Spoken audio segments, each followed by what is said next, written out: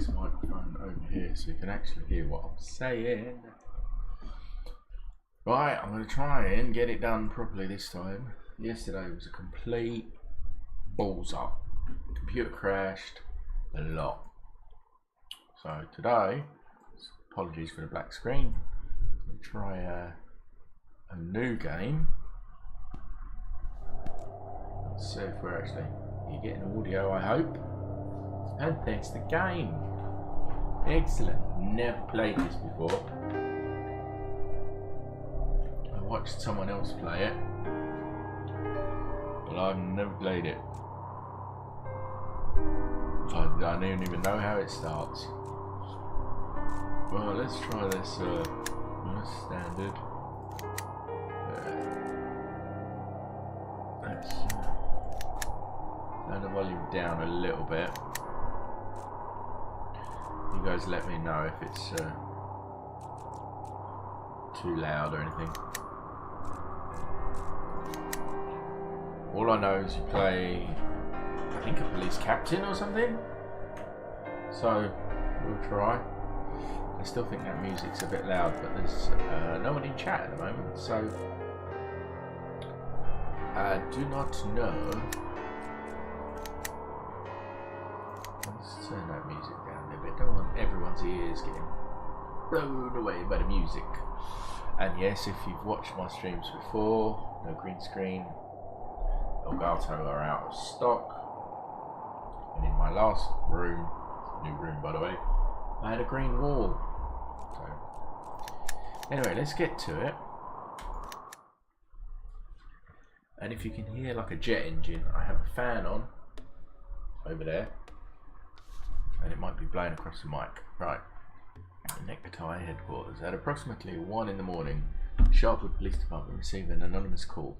The source said he knew where we could find the headquarters of the Neckties, a gang of drug traffickers that recently arrived in the town. Anonymous information is rarely reliable, but for Sheriff Wells, shutting down the Neckties was the department's primary goal. So he immediately went to the address indicated, along with 2 other officers for backup. It's turn-based, is it? Oh, wait now. Hang on. Move closer. They want to. Policeman usually performs 2 actions per turn. Moving a short distance is 1 action. Okay. But do I have to move there, can I? Alright, it's a tutorial. 580. Hide behind the generator. Any cover makes him almost invisible to the enemy if he hasn't yet raised the alarm. An offender can spot a sheltered cop only if he approaches from the side.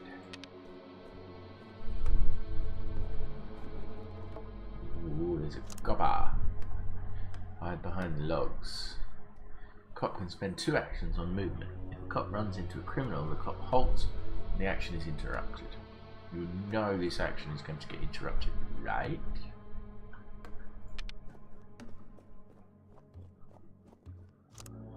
Maybe not. Don't stick your head out. It's more difficult to hit a person hiding behind full cover than someone behind partial cover. No shit, Sherlock.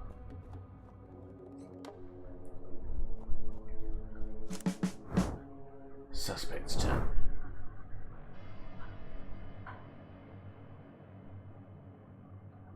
I see, I thought I was supposed to be, like, solving crime and shit. I didn't realise I was actually supposed to be having some form of turn-based shootout. If the enemy spots you, then he'll raise the alarm during his turn. If the alarm is raised, cops are visible even if they're behind cover. But cover still makes you a harder target to hit. But it's my turn. Raise the alarm during his turn. As long as I do something during my turn that takes him out, that'll be good. That's what 580. Alright, he's seen me. Stun the criminal. Whack the criminal with a baton to the head, or he'll raise the alarm and compromise the whole operation. Stunned and wounded criminals don't resist arrest.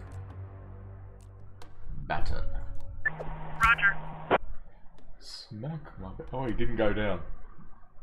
Some actions can only be performed if you are standing directly in front of an object, okay. Like arresting the criminal. Remains on the ground and cannot raise the alarm. On the ground! Why does it sound like that came through a radio? Approach from the other side. Perhaps one of the criminals is patrolling behind the minivan. I have no idea what the controls are other than click. I didn't see any controls. Did you see any controls? Oh, I was watching. Hey, Gamer Dad, thank you so much for the host. It's much appreciated. And hopefully I'm not dropping too many frames. It's actually working this time. Go around the obstacle. Another lookout has disappeared from the policeman's view and is most likely behind the logs. Okay. We have visual. I have visual. I'm gonna tase him. Cops carry other non-lethal gear aside from batons. A taser effectively stuns at distance. Each shot requires a cartridge. Tase the motherfucker. Roger.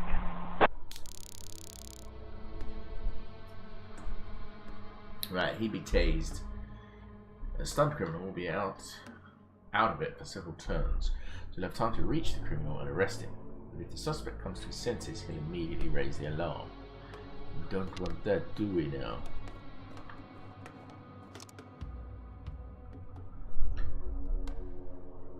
Intercept the lookout. Enemies can not only see you but also hear you. If an offender sees you from afar or hears a suspicious noise, he's sure to leave his post and check the area. Well, I'm going to walk right in front of him. Another way to take down a criminal is to use a pepper spray. Equipment like stun grenades, taser cartridges, shockers, and pepper spray disappear after use. Okay, pepper spray. Roger. Ooh, right in the bush. Suspect's turn. They're stunned. I see, that was a stun countdown. Okay. So now I arrest these people. On the ground. Get on the ground, the cops have you. Right. Oh, you mean there's more? Roger. We're moving up, I guess. Prepare to breach.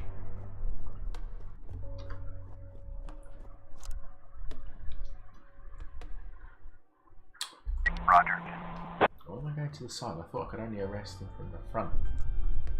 I could arrest them from the Get side on the too. ground.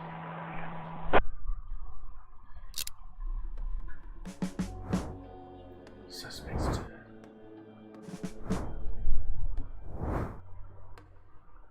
Go to the window, because if you still haven't raised the alarm, then the enemy won't see you through the window. Well, I'm not going to raise the alarm. We have a visual. I got a visual. Prepare to engage. So the green section is their first turn movement point basically, and the grey section is their second one. Right, one minute. Take down the door. Only a policeman with the appropriate perk can pick locks to break down doors. Noise from a broken window or door will attract the enemy's attention. Okay. Do I just click on that? Oh, yeah. Ram. I'm gonna ram through the door. And then I'm going to go straight for it. Firearms can kill or disarm a suspect and inflict serious wounds. A wounded person will die in a few moves unless he's evacuated. Gunshots immediately raise alarm, so think twice before opening fire. But you want me to open fire? Great tutorial there, man. Go for... I guess I'm going to try and shoot the gun out of his hand. Roger. Oh, shot. Right, so he's gone to raise the alarm. 590. What? Oh, I could have snuck up on him. Jimmy the window. Okay. Jimmying the window. 580. Why is it called Jimmy? Why not John? Well, Johnny the window sounds wrong, doesn't it? I mean, this guy wants me to break open the window. Roger. I mean, you all could have just gone through the front door. Take position. Okay. We cornered him. Did we now? You want me to ram open the door again? Roger.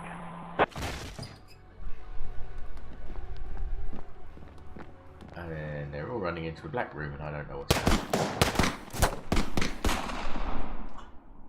Okay. There was a shootout. I bet I lost. November 21. But today I wasn't so lucky. I mean, it wasn't just a regular funeral, was it? All Sharpwood showed up. Can you imagine? I had a teacher, Mrs. Dawson. I haven't seen her since the 3rd grade. Figured she'd moved or died. I mean, it's not easy to lose track of someone in this town, right? And today I'm looking at her in the crowd, all alive and healthy. Imagine, right? And the crowd was huge. It wasn't even a crowd, more like a whole river of people. I mean, you look at all of them and you can't even see the end. All the roads were blocked. Just thinking. It's weird. There's this dead guy who's making it so an alive guy can't get his groceries on time, right? I mean, I just wanted to say, I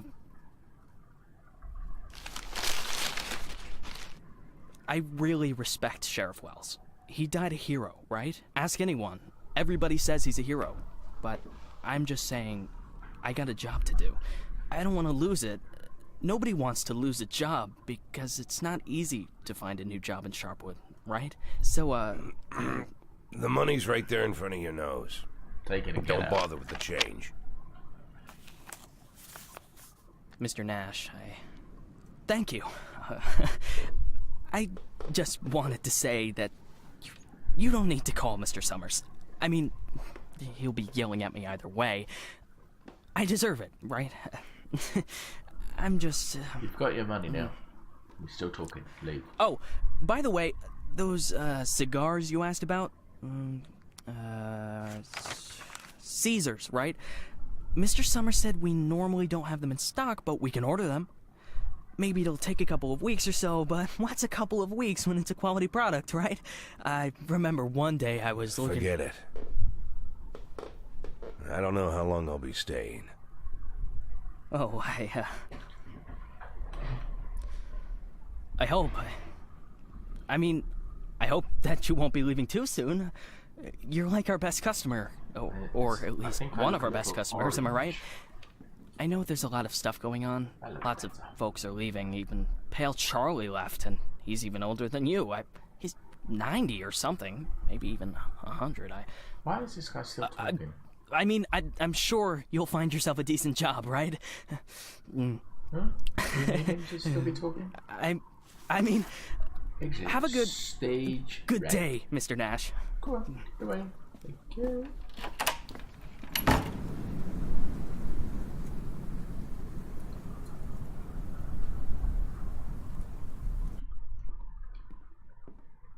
Hey, Lily. So we're getting rid of this thing tomorrow? What?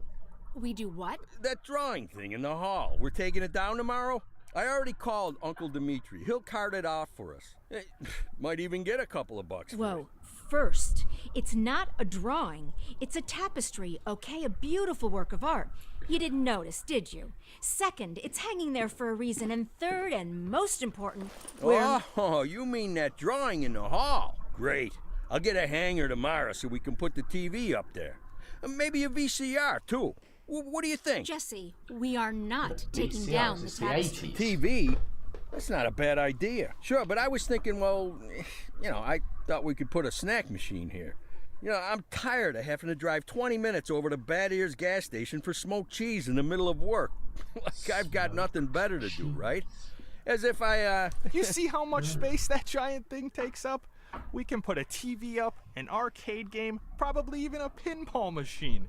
Speaking of which, my son moved in with his wife and dairy, so we've got an extra VCR. Only thing is, he took all his videotapes with him, so we can't... Oh, no, tapes are no problem. I've got lots of tapes.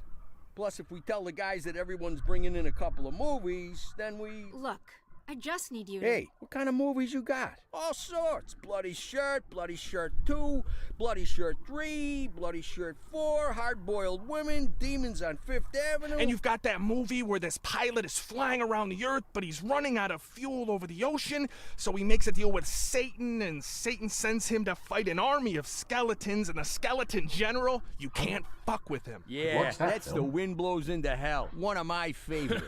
Goes without saying, that's every man's favorite movie. Am I right or am I right? When I saw him at the end, when the girl throws the sword into the fire, my heart jumped out of my chest. Betty almost needed to call the ambulance. I swear to God.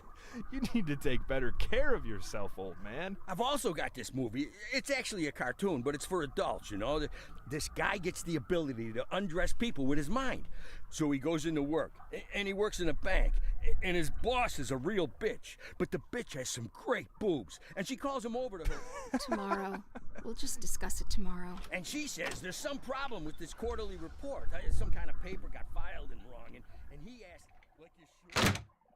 What the hell, Gail? Sit down and get ready to type. We agreed. Lily, we'll finish that damn letter of yours tomorrow. And if we're lucky, we'll even... Gail, What take off kind your of stupid hat and start get back is to your this? desk. I'm the sheriff and you'll do what I say. I'm the sheriff. Lily, you do know you don't have to be such a bitch, right? But hi, I'm the sheriff. Who's that? Who Bad am Ears I? gas station closes in half an hour. So if we don't finish this stupid letter in the next 10 minutes, I'll be out of smokes until the morning. And if that happens, I'll be coming into work in a bad mood tomorrow. And if I come into work in a bad mood, Just shut up and type. Okay. I'm ready. And for God's sake, let's stop taking half an hour on every sentence, okay? First, read what you've got so far. Of course, we won't be able to pay you serious money. It's like we won't be able to pay you anything at all. But I hope that you feel the same as me, that the safety of our native town of Sharpwood is a question of duty and honor, and not of Yeah, and material honor. gain. No, not just the last sentence. Read everything from the beginning. Lily, come on, we're Read it from the top. Dear Captain Carter, I imagine you've already heard the sad news that has prompted me to write you. I'll be frank. This letter you're holding is a plea for help. The police department of Sharpwood All right, was deprived. that's enough. I can't take it anymore. We'll just Shoot pick him. up where we left off. Shoot him. Do you think Captain Carter will even read this? Lily, let's just finish it. And then... They got him. The guy from the flower shop, remember? He's one of the neckties. We're sure this time. Where are they taking him? Are they bringing him here? They already did. He's here. Did he have the goods on him? Has he said anything? What does he know? Well, you want to find out, or you're just gonna sit there? I want to know what happened at the shootout. Did one of the cops die? Did the man? What's going on? What happened to him? Well, as far as I understand, he had a hard time getting into the car. Right. Didn't like getting out of the car either. And he really didn't like the stairs. And when we handcuffed him, wow, that was no fun at all. And then when he sat down on a chair, he accidentally... Cut the shit, Charlie. What? The sheriff asked a direct question, and I'm trying... Get out! All of you! Lily, I think it'd be best if you just... What's the problem, Gail? Isn't it best if the sheriff interrogates important suspects? Isn't it great when the commander takes a personal interest in the work? Don't you think? Okay, guys, you hear that? Let's get out of here. I'm not sure where this is all leading to, and I'm not sure if this is connected to the shootout at the beginning. But this is going on for quite a while.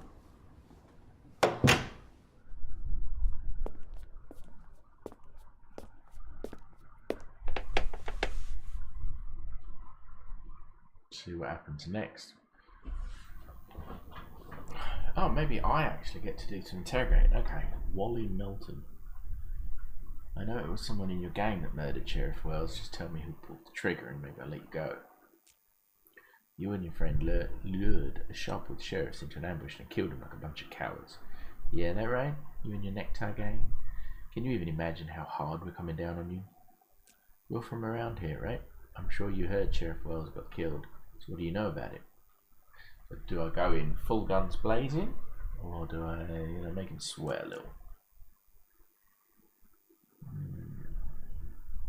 Let's go with that one. Even if I knew what you were talking about, I wouldn't tell you nothing. Now, how about a kiss? All the cops around here got lips sweet as you.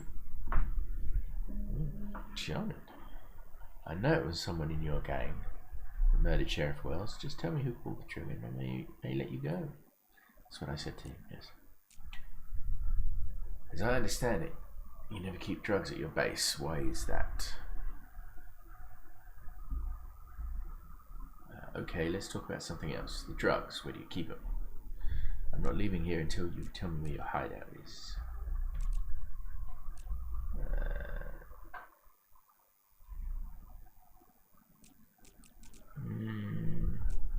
Okay, where do you keep the drugs? In your panties. Now you know why. You know why? Because no one ever checks in there for anything. It's so funny. You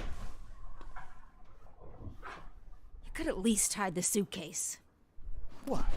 Oh, this? It's just... Charlie, shut your trap and get ready to question the suspect.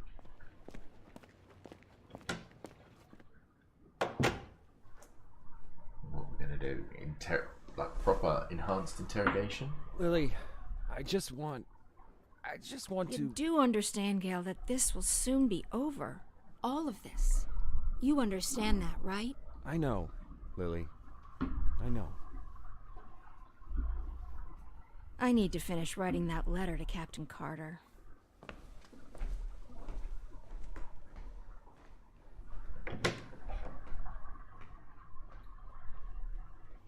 I'm still a bit confused as to where this fits in the story.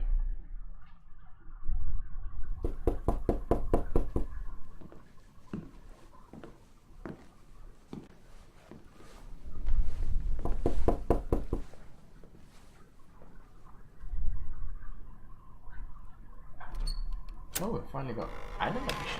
Hello, my name is Bogdan. Are you satisfied with your water supply system? I bet you're not. I'm here to solve your problem. Excuse me, what? It's not so nice to run to the toilet outside in the cold, is it? Especially at our age. You go once, you go twice, and by then you've already frozen your butt off. And it's lucky it's the only thing you've frozen off. Believe me, I know what I'm talking about. And you know what I'm talking about too, don't you? Look, listen, this isn't my house. I'm just renting it. All the better. So the homeowner will pay for everything, while you will enjoy the new toilet in warmth and comfort. Are you selling toilets? You sell toilets at night? Don't be silly. We'll replace your whole water system. A new toilet in the house is, well, it's the cherry on the cake. You're right. I'm here a little after hours. Well, you see, our farm is just taking its first steps in this business, so I can only visit my customers after I'm done with my day job. But a toilet inside your house is doubly good at night, right? Do understand your needs, sir. I myself had to run to the toilet outside for 20 years every night. But when I finally got a toilet inside my house, Please, go. Just go. I want you to leave. I know what you're thinking. You think that in such a small house there's simply no room for a toilet. But I assure you, if you just allow me to come in for a moment... Leave right now.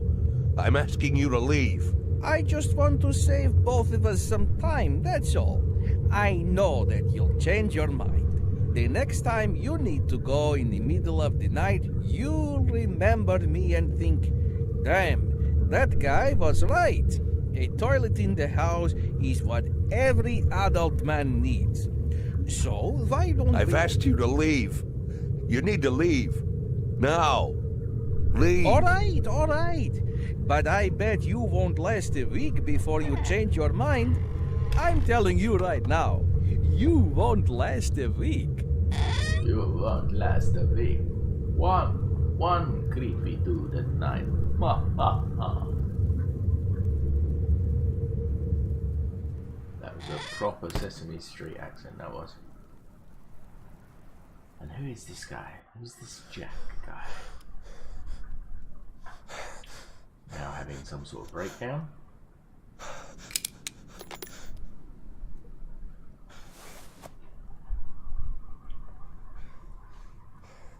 What's his deal?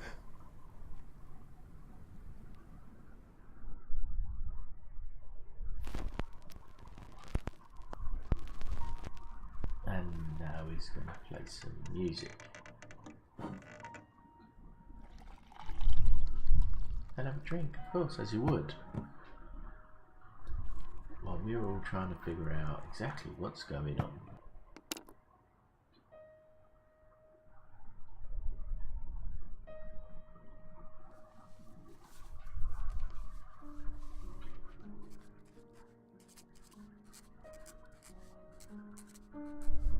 Dear Dylan, Oliver and Edgar, I give anything to be sitting with you on the porch of our old house, smoking a cigar and talking, passing the day. I know you have a lot of questions for me, a lot of unpleasant questions.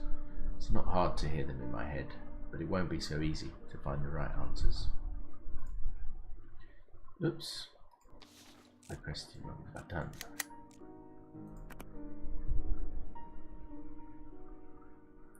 Is it true what they're saying about you? My only crime was wanting to take care of myself and my family. I'm just sorry it took me that long. My crime was I trusted the wrong people. I was used and then thrown in the trash. Oh, I get to pick one of these, do I? Yeah, that one. I don't know what I'm sorry for, what I did, but hey. Why did you flee from Freiburg? It's not that I ran away. I just needed time to regroup so I could go back and clear my name. Sometimes retreat is the only way to victory. I ran because I didn't want to be killed in prison. I know so much about every influential scoundrel in the city that they would never let me live to see my day in court. I like that sound of that one. Again, I don't know what I'm actually doing all this for. We'll see. Why did Mum really leave? Because she decided she wanted to fuck some 30-year-old insurance agent, and I hope he gave her exactly what she wanted. Sally, your grandmother, once told me that I'm too old, that I don't have any energy, and that's why Laura left. I didn't really understand what she meant at the time, but now it seems to me she hit the nail on the head.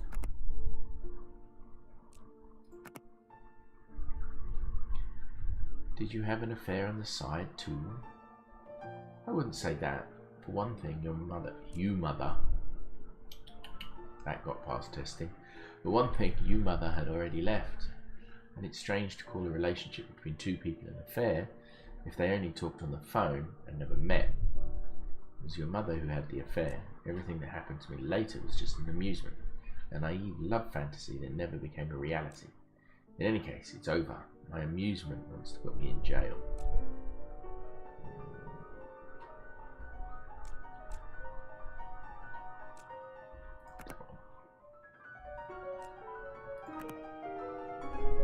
Why did you get in bed with the mafia? Did I? I didn't go to them. They left me no choice. When they threatened to hang your children's heads from a chandelier, you do exactly what they ask of you.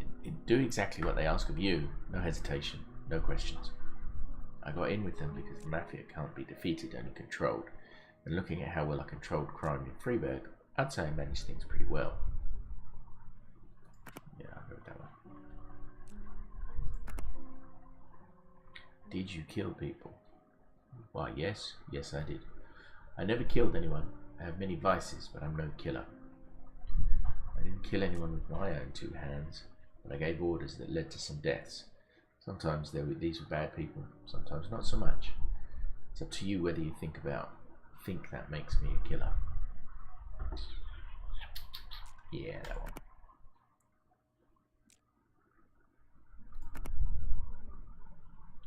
How is your health? What is all this about?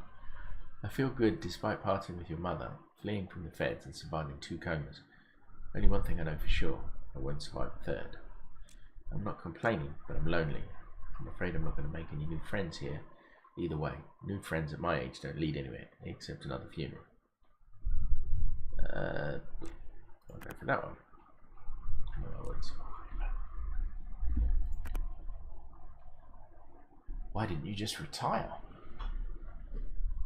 Excuse me, I catch criminals, that's all I know. That's all I'm good at.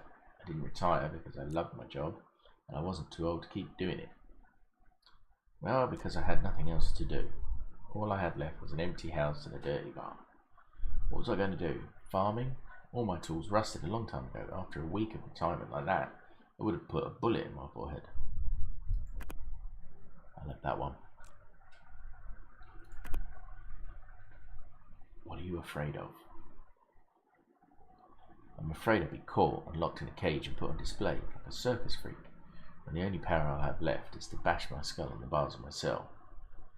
I'm afraid that I won't have a chance to clear my name or even explain myself before the law, before Freeburg, most importantly, before you.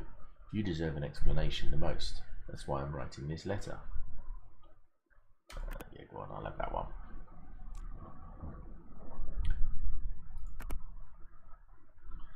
What are you planning to do next? I've changed a lot, though predictability is still not among my vices. I know I have to do something. The only question is how far I'll have to go. I can't tell you. It's not that I don't trust you. It's just that even I don't know what I'll have to decide 10 seconds from now. It's me.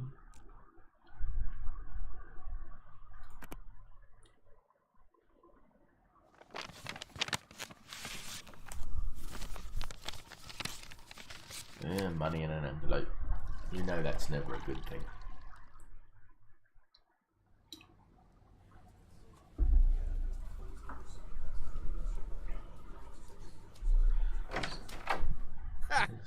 We could hardly shut the guy up. He wasn't so tough. I didn't even get to the Phase 3. Phase 3 is where We don't have a lot of time. They're moving their headquarters, but we should be able to nab most of them if we hurry. It's north of here, the old summer camp. But they never keep the goods at their headquarters. They always use a different place, usually an isolated house on the outskirts. Most of the time, these places have random tenants who don't even suspect that there's anything hidden under their floorboards. That way, the drugs can never be linked back to the neckties or the neckties to the drugs. You remember that little tavern called Frissetti? We went drinking there after graduation and broke that big mirror. Mr. Blaine's converted it into a house, and now he rents it out for almost nothing. 2 weeks ago, an old man moved in, and under his floorboards, there's 27 kilograms of heroin. I'm starting to think that guy is leading us around by the nose. I bet there's 4 or 5 armed guards in the house. But you said it's a small place, right? Well, I bet there's 2 at least. I don't believe they just left the stuff under some old man's floorboards. Even if there is an old man living there, I bet he's in on it. Hey, maybe old man is just a nickname. What do you think? I bet he's a right cutthroat, hunkered down there, ready to ambush us. Maybe he already... Well, you and Corey, go check it out. Take 2 cars in case it's not just an old man living in the house. Whoever you find there, bring them in. And don't forget about the heroin. Rest of you will come with me to storm their headquarters. Sound good to you, Lily? This is not the sort of game that I saw other people playing. I don't know if it... that screen looks familiar. Right, here we go. All events that require your attention are displayed on the Sharpwood map and by a card in the call list.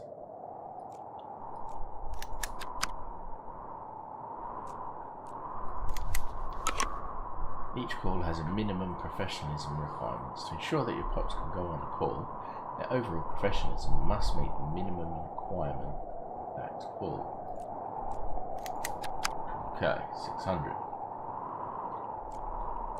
250. So these guys will go. Got the 600 minimum requirement. Neckties are hiding a large batch of heroin in a house on the outskirts. Currently, that house is being rented by some old man. He's probably working with the ties and watching the goods.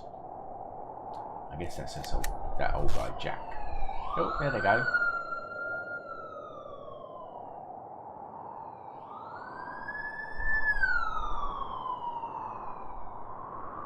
Look at them go.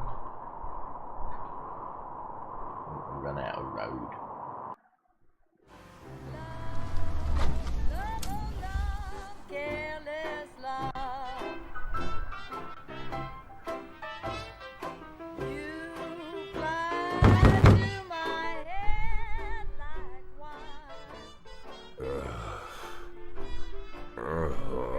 Sleeping off a bit of a bender.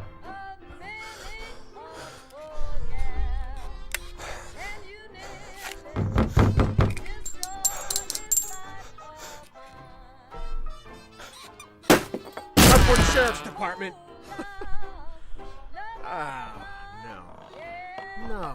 No. Look at this. No, well, just look, Corey.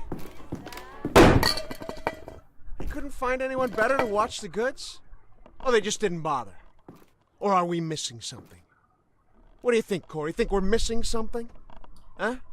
Is there some kind of special meaning to the fact that we've got drunk, dirty grandpa here sitting in the shack watching the goods?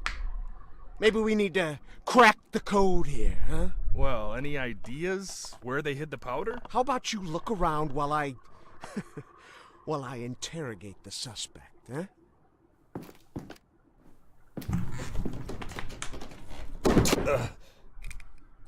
You. What's your name, old man? Boyd. What did you say, old man? You need to answer nice and clear when a police officer speaks to you. My name is Nash. Warren Nash. I'll tell you something, Warren It's got a Nash. shack. It says so down the bottom. 15 years on the force. I've seen all sorts of dirty shits. This town isn't exactly upscale, in case you haven't noticed.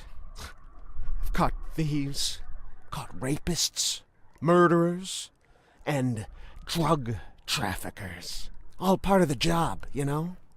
I'm doing my job. Nice and easy, like a professional. But here you are. This filth, you don't make it easy to be easy. Filth like you drives me up the wall. With scum like you, I just can't keep up the cold-blooded professional attitude. I just can't. You know why, Warren? Because... Maybe I'm this guy. sorry, Warren. You think he I'll might be shot just him? a second, all right? Right there. Charlie, what the hell? Do you want Corey, just look for the fucking drugs while I'm busy with the fucking suspect, okay? So, Oh, Warren, he's losing it, filthy isn't it? things like you drive me nuts. Because you think that we'll never catch up with you.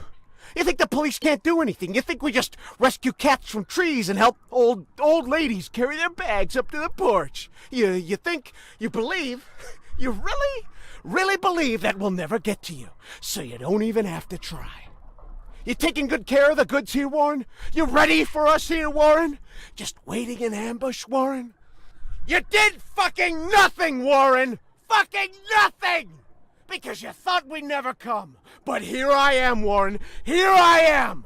What are you gonna do now, Warren? What's the big plan, Warren? There's a lot of shouting. I think I found something. You hear that, Warren? He found something. Next time, hide it better. Charming. He's a lovely fellow, isn't it? Well, this looks like 27 keys of heroin to you? I would say there's somewhere between 26 and 28 keys. Well, that sounds like 27, right? Yep, looks like 27. So what are we thinking here? Steal some. You load it up in the car and I'll pack up the old man. And any of this other junk we might need.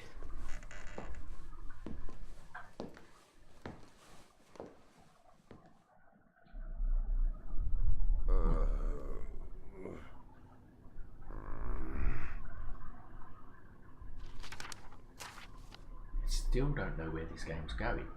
Like, what's actually occurring?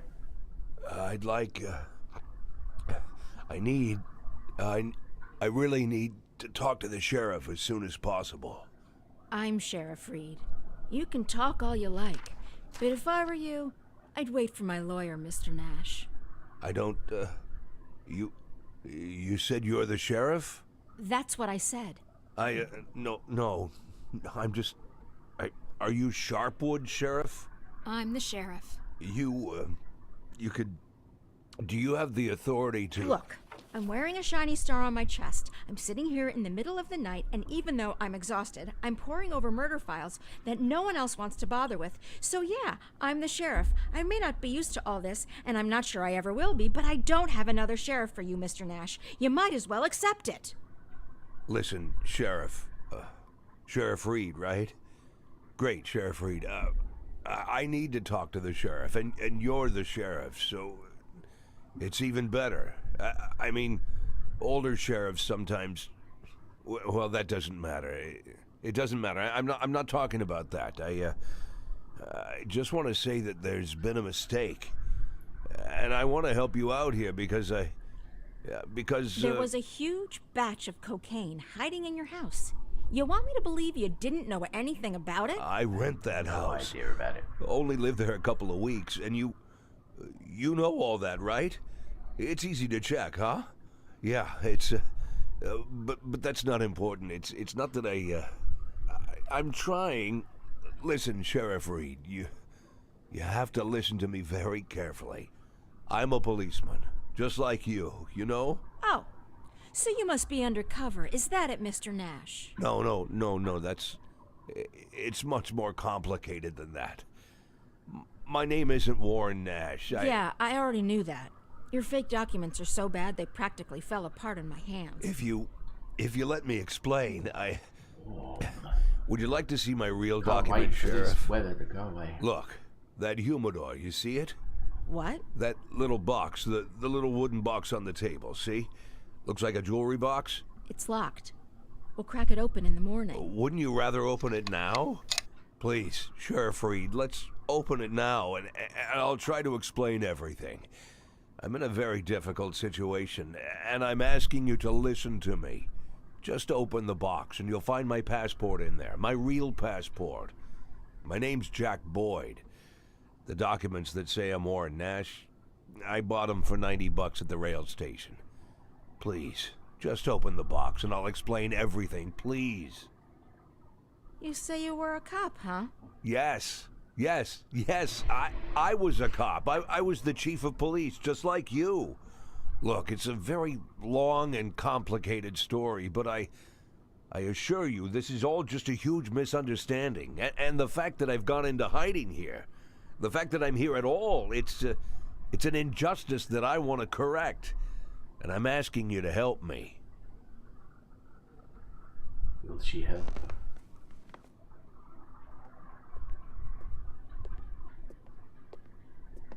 I think she will. She's taken the key.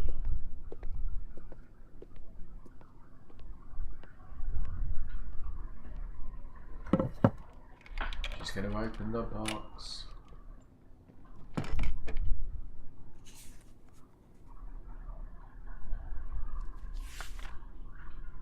Passport. Picture of some guy. Sheriff Reed, let's talk. I'm begging you.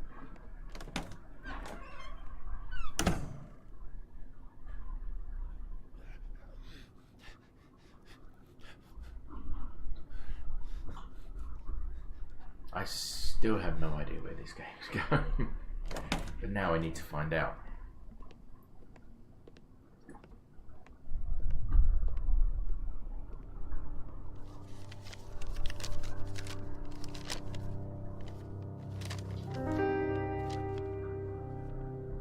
Sheriff Reed, let Do me... you even know what you've been accused of, Mr. Boyd? Let's just say I don't know if you know what happened in Freeburg last winter, but it had nothing to do with the law or justice. I was used. You do understand that I have to report you to the feds, right, Mr. Boyd? Sheriff Reed, if you do this, you just continue this. I believe that cops should help each other, so I just want to say, you seem like the kind of person We've known each other for 5 minutes, Mr. Boyd.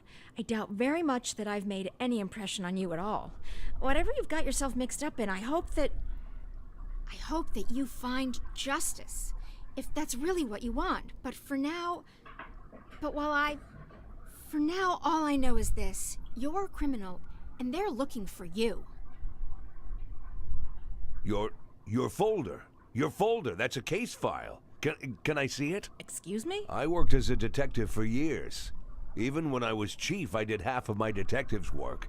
If you're having trouble with the case, I'm sure I can help. Cops should help each other. My exact words, right?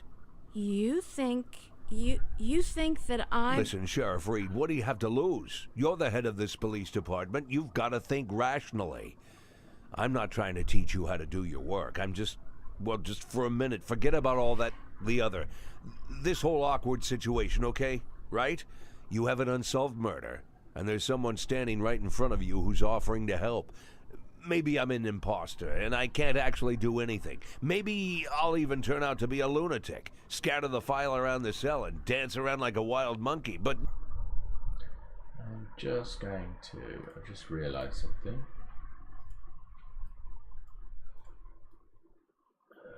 I seem to be in the way of the game. Well, not the game per se. There we go. Now you can... I just realised I was covering all the subtitles. I really am an experienced cop who can help you find your killer. Don't you want that?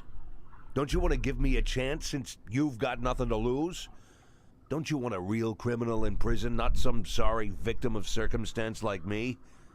That's police work. Catching the real criminals, right? Yep.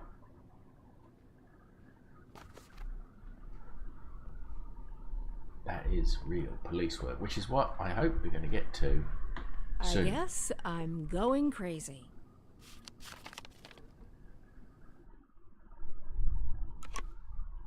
Right, to solve the crime, you need to reconstruct the picture of what happened by placing the frames for the crime's key events in the right order.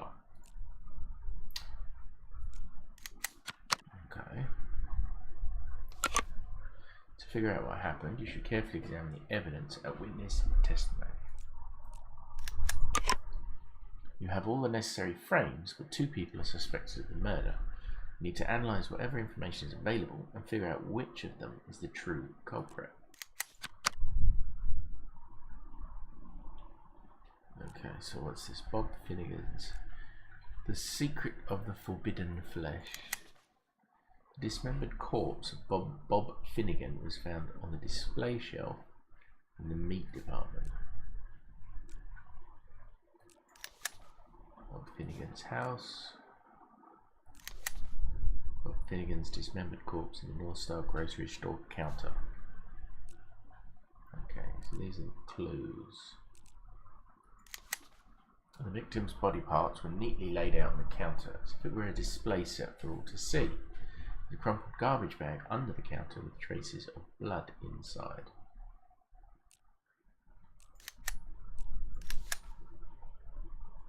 Ruth Finnegan, victim's wife.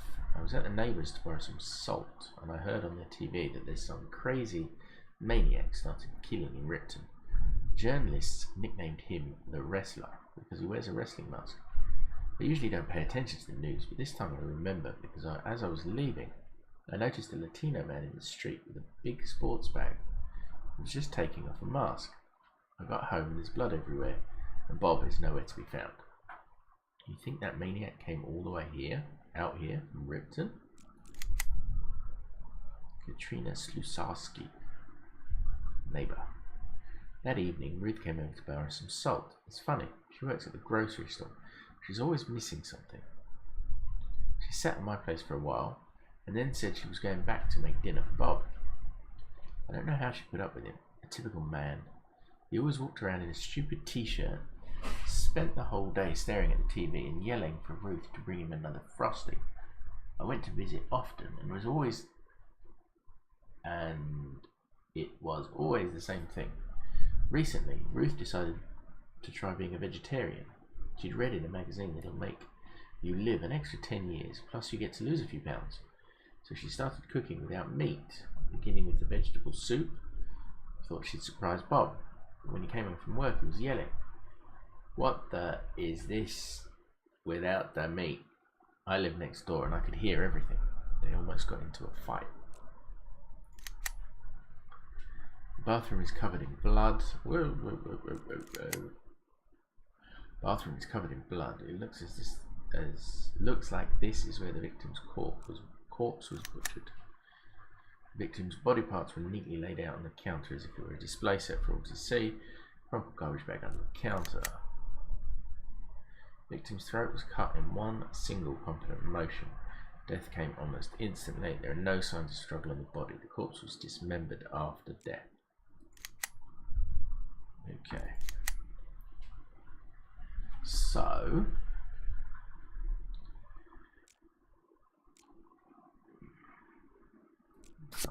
corpse in the bathtub. Man in a wrestling mask watches Bob Finnegan through a window. Man in a wrestling mask approaches Bob Finnegan with a hacksaw in his hand. Man in a wrestling mask cuts Bob Finnegan's throat. Man in a wrestling mask walks into the Millstar grocery store carrying a sports bag. Man in a wrestling mask watches. What? Man in wrestling masks? Men in wrestling masks watch TV.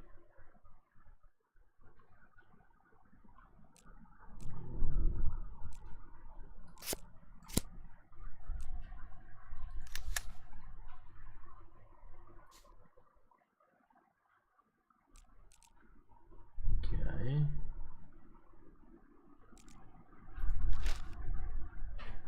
Victim's wife.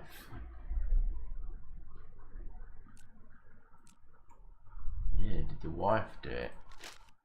Or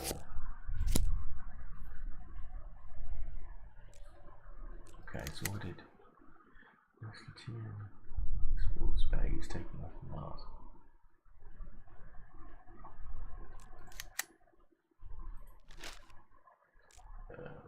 Okay.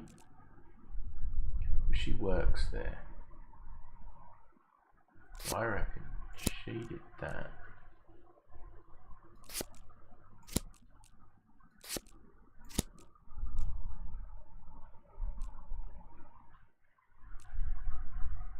Quarrel over vegetable soup.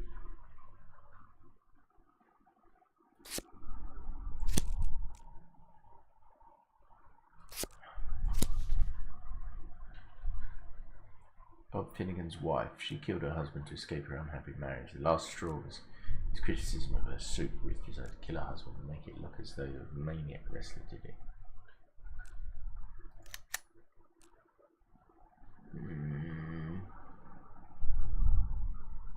Go on then. I don't know if I'm right. Look. Let's see what happens.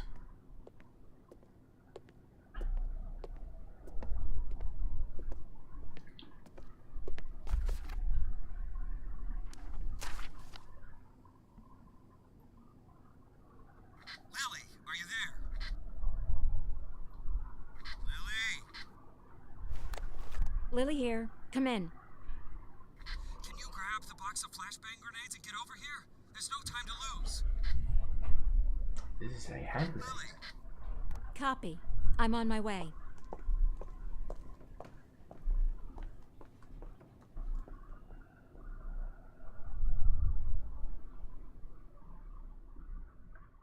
I don't know. Did I get it right?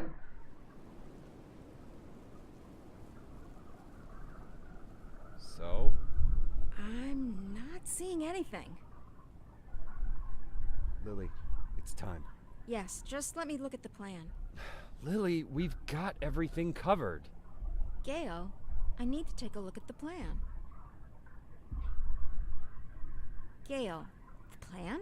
Lily, do you want to look at the plan or do you want to change the plan? I need to see the plan before I decide whether I need to change it. Yep, that Gail? makes sense.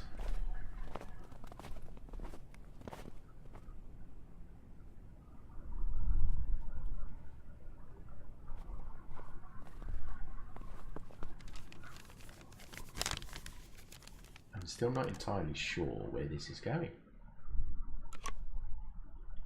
Things to do: interrogate the necktie, get all information available, outfit and assign the strike team. Usually it takes several days to plan an assault, but this time Gail had to sketch out the plan in a hurry.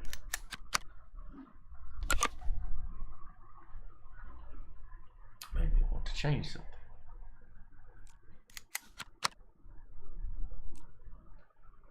Alright, okay. Gather intel on cops. Gather intel on cops. At every position there has to be a cop with the appropriate skill or equipment necessary for the assault. Gail's put a quick cop around the side of the car wash so he can cut off any escaping neckties. Gail knows that no assault is complete without a well-trained gunman. Gail will lead the assault. He wants to capture as many neckties as he can alive as possible. So what's on B then? Side entrance. You have to consider your intel. Select cops are ideal for each position. Gail is confident that a clever cop should outwit the side door of the workshop and sneak inside. Gail has assigned an agile cop with a stun grenade to storm the workshop. Gail believes that a stealthy cop can sneak into the workshop unnoticed.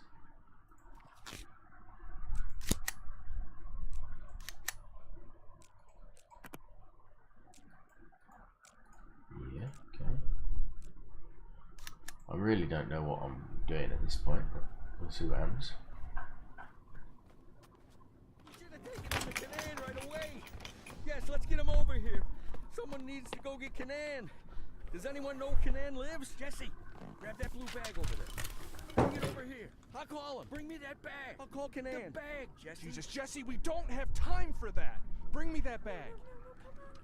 Lily, put pressure here. Press there and don't let him make it. You think he'll make it? Someone got shot, obviously.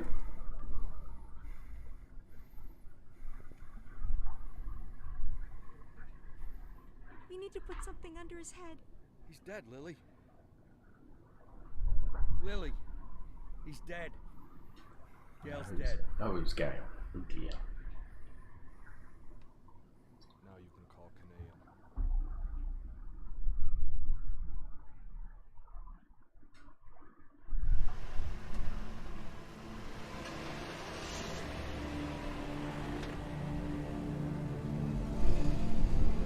Guess that assault did not go to plan. And the cops did not get their man. And in fact lost the man.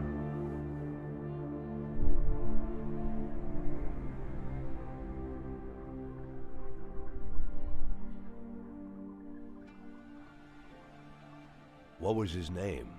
I mean the deceased officer. What's his name? Gail Greenberg. Were you close? No, but... No. We went to school together. Sheriff Reed, Sheriff Reed. Ha! Sheriff Reed. If my dad could hear you say that, he'd died of laughter. He'd laugh like a madman, choke on his favorite meatballs even. Sheriff Reed.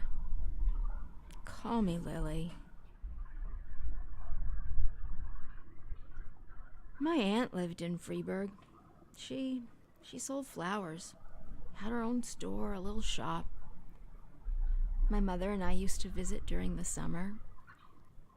You have warm summers there. Warmer than here. Anywhere's warmer than here. But not warmer than where I am. So, what happened in Freeburg? Mr. Boyd? That's a very... I'm sorry. Forgive me, Lily. I begged you for a chance to tell you everything, and now I don't know where to start. You were slandered? You could say that. So you aren't guilty of anything? I'm plenty guilty, but not what I've been accused of. I was just a fool. A blind fool. You're right, Mr. Boyd. I'm sorry? The sheriff's job is to think rationally. I figured I might be a shit cop, but at least I can think rationally. Now I'm not so sure. Lily, listen to me. You aren't guilty of anything. I've been a police Slow chief going. going on 13 years, and I can't say that I never... Let's just say it's a difficult job. It gets complicated. And to put you in this position, it was, I just want to say Don't that... be shy, Mr. Boyd. I don't make much of a sheriff. Is that what you wanted to say?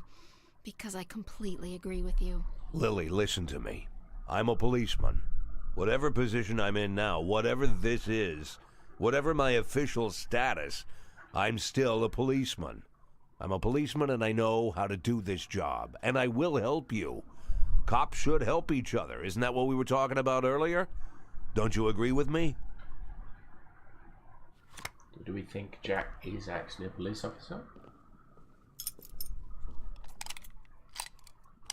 I guess I am Jack. Am I a police What was it you said, Mr. Boyd? Maybe you're an imposter, maybe you're crazy, but maybe you...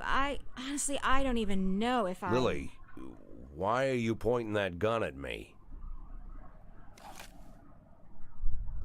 Let's just put the gun away, mate.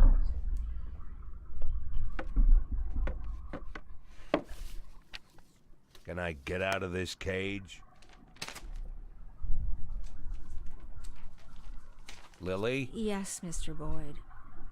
Yes, you can get out of the cage.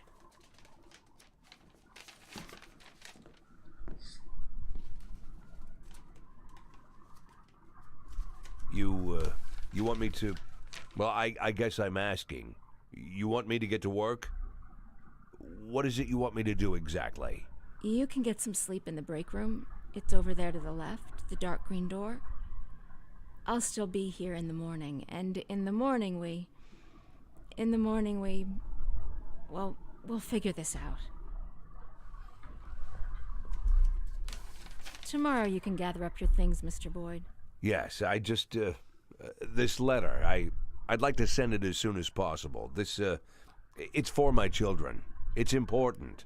I can mail it for you. I don't mind. I've got a letter to mail myself. Lily, I wanted What? to... You want to know if I'm going to call the feds? No, I won't call the feds.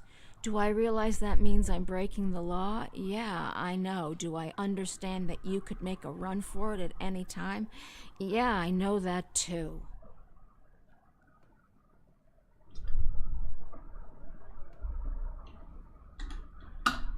I'll see you in the morning. I'll see you in the morning.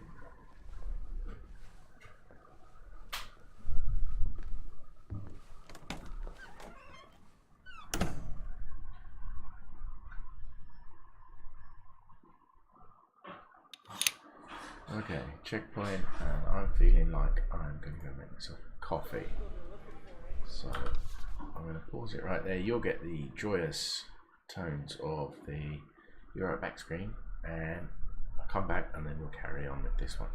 So I'll be back in 5.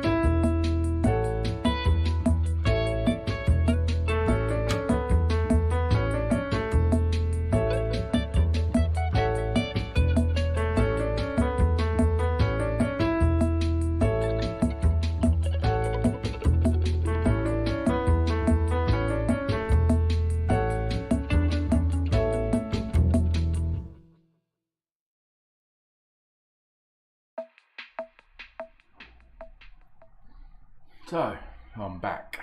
And this time I'm standing. And, well, I had a bit of a coffee emergency. And my lovely coffee turned into more of a latte. But there you go. Doesn't matter. Any other questions? So how long you been working undercover? Since February. So you're like our new sheriff now, huh? Mr. Nash will partly take over management of the department. Some of you will now be his subordinates. Bad news, Cliff. I'm still the sheriff. Well, if you understand everything and there's no more questions, then let's... Wait, I have a question. When are we going to take that thing down? I meant questions for Mr. Nash. Then I have a question for Mr. Nash. Mr. Nash, when are we going to take that thing down? When are we taking that thing down? We're not taking it down. Sorry, bud. Looks like it's staying up. That's enough. Everybody back to work.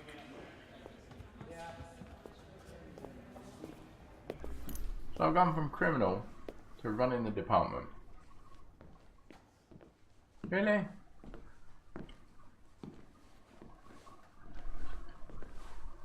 Is this how the police work? Hmm?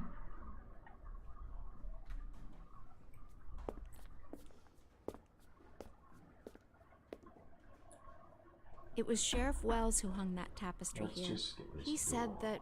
Yeah.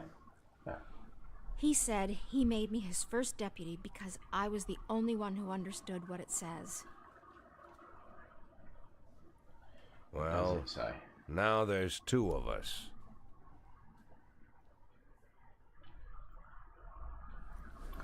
I wonder if the Yorkshire Yank will realise I'm drinking out of one of these mugs, eh? And if you don't know who he is, go check him out. Yorkshire Yank on Twitch. Right, who's this? Muradin. I drank too much, I don't think I can hold it together to you.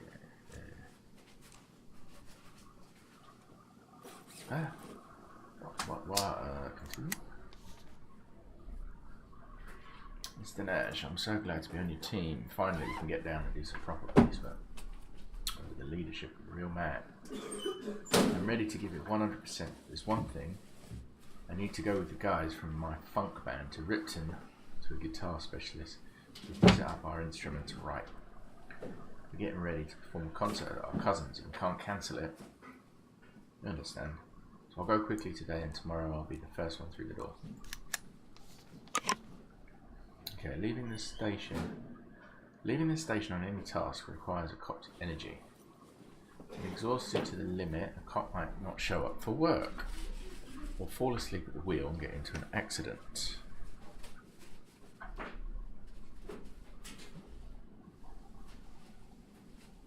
Okay. Cops are people too, and some of them, for one reason or another, abuse alcohol.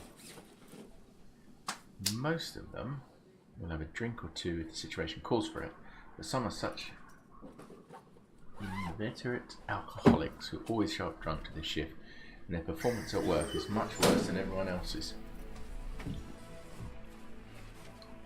Nice name, Hugh. Thanks for the follow, man. Much appreciated. Well done. Cops and people. Oh, I've read that bit. Cops' characteristics determine how effective and useful they'll be in a given situation. Each cop can carry several items of equipment. The cop returns his equipment to the department when the shift ends. The only items that every cop always carries are a revolver and a knife. A knife? I've never seen a cop with a knife. Okay, shift. So we've got one guy with an alcohol problem.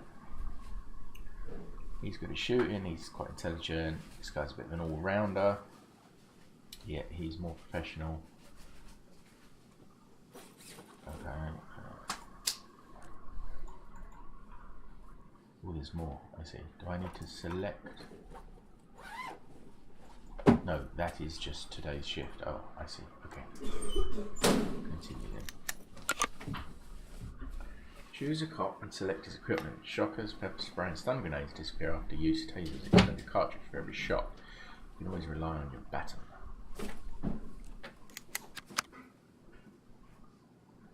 Okay.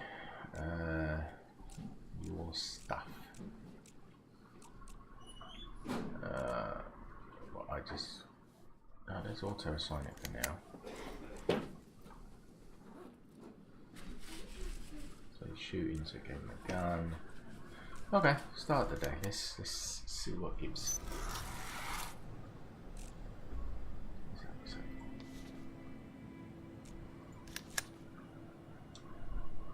Personnel. This is where I can decide what to do with them.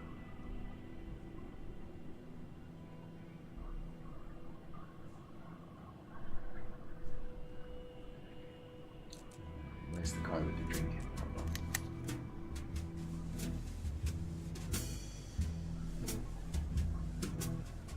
Send cop back to Lily. I don't know what that actually does if I select it.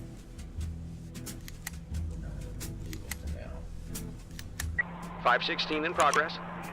Urgent calls are time sensitive. You need to send your cops out before the timer expires. Okay. We've got a smelly goose bar, a drunken worker parked his truck sideways, blocking several cars. When the owners of the other cars asked him to move, the man climbed onto the roof of his truck and ordered the dogs beneath him to shut their yaps. Okay, so...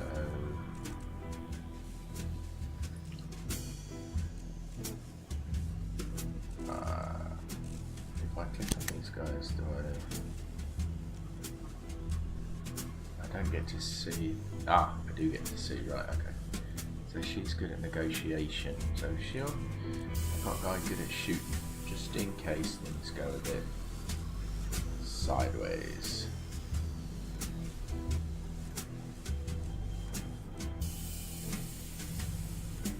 Belmont can go.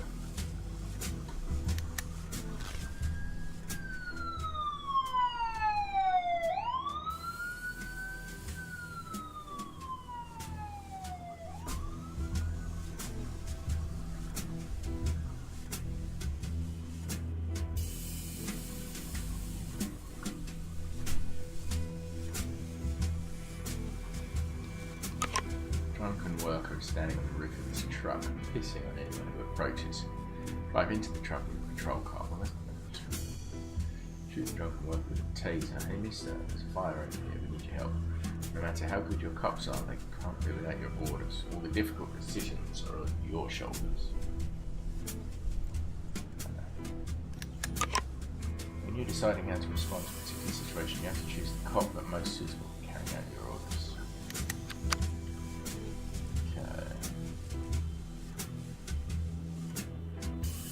I reckon that one. 516 complete.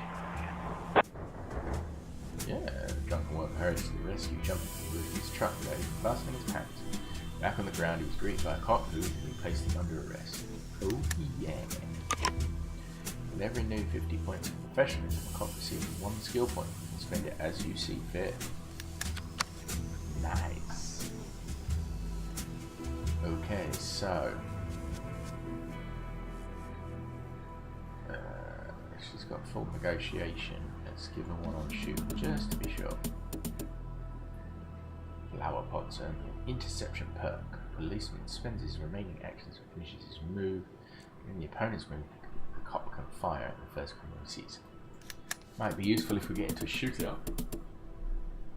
Thanks to his incredible service, Flower Pots earned a shooter perk. Cop gets a small bonus to accuracy and takes no penalty when shooting at an opponent in cover.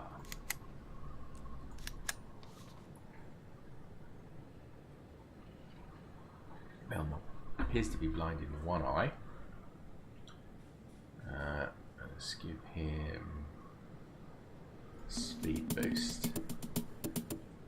Cop will shoot the revolver 3 times in a row, however his accuracy will suffer a little. Cop has a better chance of dodging enemy shots. Ooh, yeah, dodge the shots. 551 in progress. What we got here? Garman funeral home. Girl entered the vault, stolen urn filled with ashes, and is trying to escape. I need another negotiator and someone who's a bit quick. she's a good negotiator.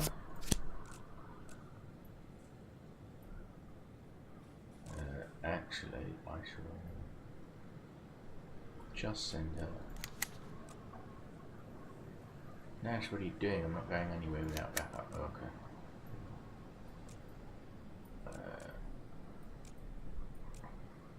Oh, look at all these old geezers. Yeah, you can have mustard. Actually, no, not mustard.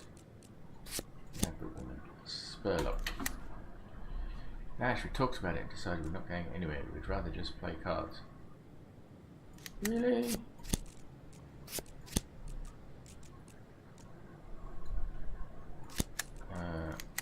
Right, I need someone who's got some form of negotiation.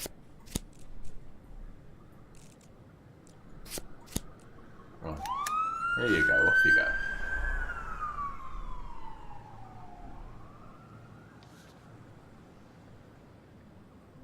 A girl with an urn in one hand is climbing outside through a small storage window. Seeing a cop, she screams, "Don't touch me! I'm fulfilling the last will of my beloved. Her parents would rather die than let me destroy her ashes." Okay. It means the girl to try and reach an understanding with the deceased parents, grab the girl by her foot, run out of the funeral home and intercept the girl on the street. 551 complete. You're right. We must transform hatred into love, otherwise what's there to live for? The girl then surrenders to the police. The urn returns intact to its proper shape. Oh yeah. You can have another interrogation. Before raising the alarm, the policeman can take an offender on the fly and immobilize him for one turn. And you can have a negotiation perk. There's always a chance that the criminal will voluntarily lay down his arms and comply with the rest of the mission. Wounded criminals surrender much more willingly. Policeman interrogates an arrested suspect. The location of criminals and active objects is highlighted for one turn. Policeman cannot interrogate a criminal more than once. 573 in progress. What do we have here? Beltway. A man in police uniform is standing at the entrance to the city, slowing everyone down and demanding money. So, tramp.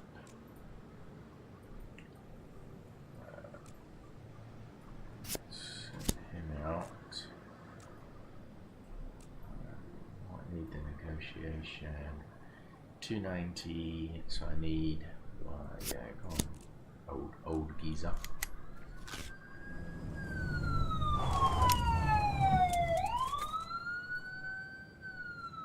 Off you go. Where is the eldest daughter? She's not home yet.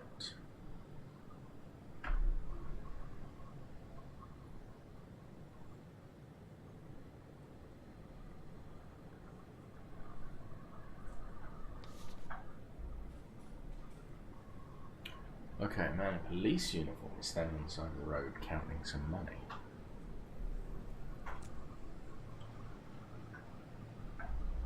Really?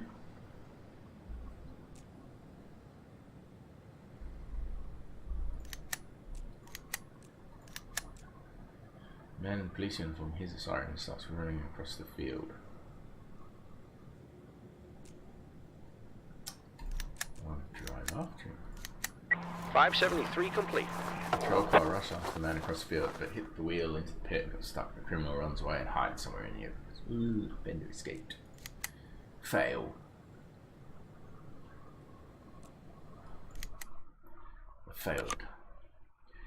Beer can tabs, traditional currency of the Sheriff's Department. You get tabs for successfully completing missions and lose them for losing criminals and getting civilians killed. Spend your tabs on new cops and extra equipment.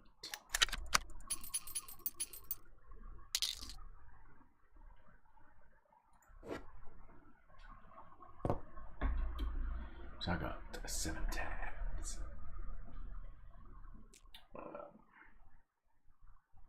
can buy a baton or a taser. I'll buy a taser. At the end of each day, you have to select cops that work tomorrow's shift.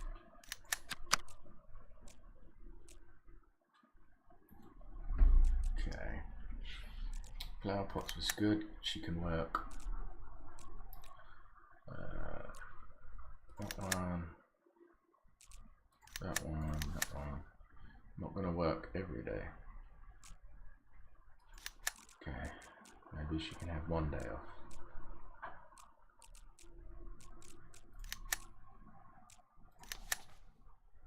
Okay, you can go back to Lily then. I won't be getting a free substitute, okay. I'm not going to work every day. Oh, hang on. So these people don't want to work, eh? I'm working with 9 people.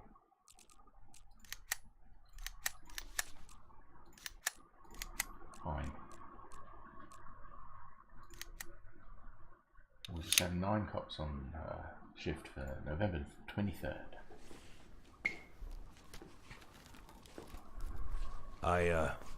Did I miss something? No, I just want to move into the office where you were working yesterday. So you're moving into a smaller office? I'm moving where I'm more comfortable. That's the office I used to share with Gail. It's probably too big for me, but it'll be just right for you. Can I help? No, I don't like people pawing my stuff. You could get a bite to eat. I'll be finished in like 20 minutes. I can handle this. At least I can handle this. Okay, then I'll go down to the dining hall then. Call me if you need me.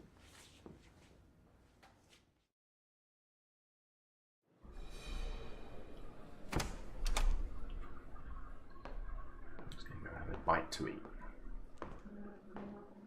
Ah, Mr. Nash. Glad we have a chance to get acquainted again. This time under better circumstances, huh? Our first meeting didn't go so smooth. You really must forgive me, Mr. Nash, for being so rude to you. It was rude of me to arrest you. You gotta admit, you don't really look like an undercover cop. Am I right, guys? But I didn't hit you too hard. I tried to be delicate with elderly gentlemen. Hey, mister. I'm not some kind of monster.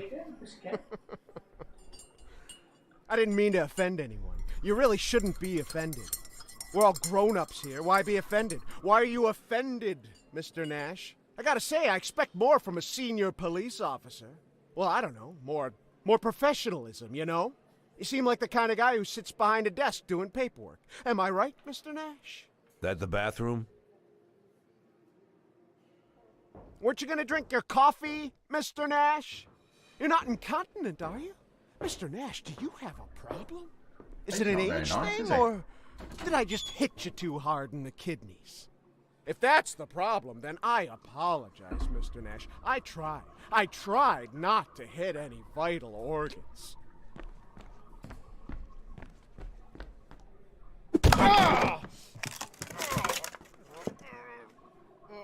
Just hit him.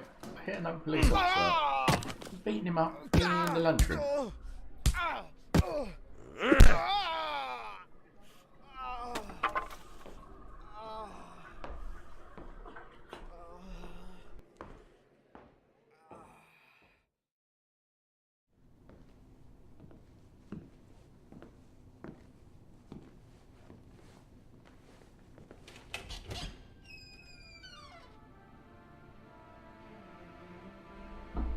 That is not a very good thing to do to another police officer. In the lunchroom.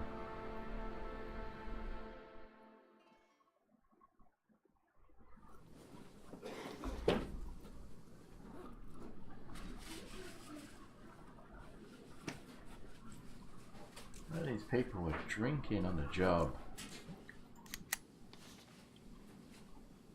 Mr. Nash, yesterday I had a great trip to Ripton. Thanks for letting me go. The guitar specialist was a real master. Now our actors are roaring like true stadium masters. Unfortunately, our drummer Lenny lost his sticks during the trip. And these were special sticks, carved from Gerinsburg black oak. He made them himself. Can you imagine?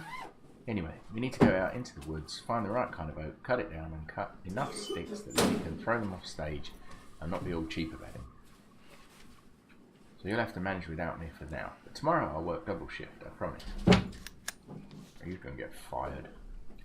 Right, these are the people I selected for tonight's shift. 2, 4, 6, 8, 9. So let's just auto assign them and start the day.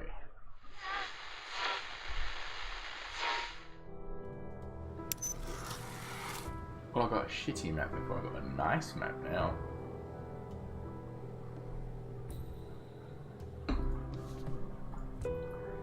Let's see. Can I do anything about that drum guy?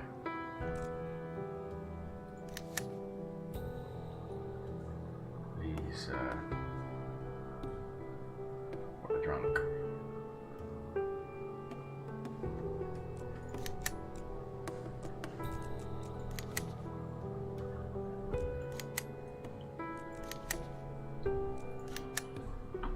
Messages? No calls. 520 in progress. Oh, we've got a call. Well, we've got Bank of Sharpwood. An elderly man wants to take a loan out to kill his wife. For 40 years of marriage, it's been nothing but boring. But you don't even care. You give loans to bloodsuckers all day. He continued arguing with the bank clerk. When the elderly man was finally denied credit, he made a scene and lowered his pants to teach a lesson to the corrupt banking system. Right, so we'll have our... I need a shooter.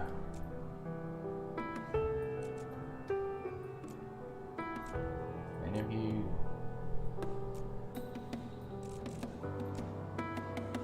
That's a lower one.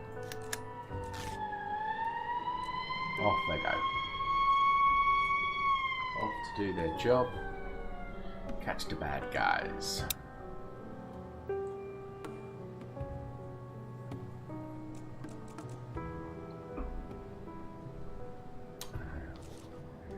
Man, his trousers down, is up on the table, squatting and groaning. I was refused the loan as a regular customer, so I'm ready to make a special deposit. Here it comes. Just a second. Grandpa, get your saggy ass back in your pants. It's gonna get kicked. Restrain the old man, sneak up on the old man. The old man spots the cops, sheds his trousers, and runs out the bank exit.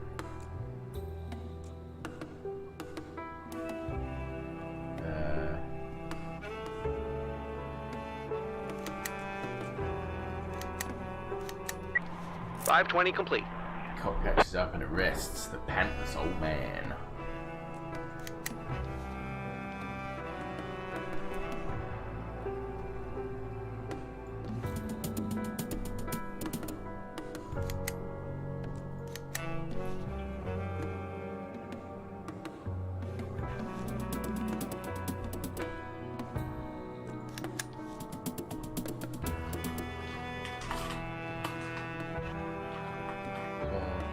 Too badly, I guess.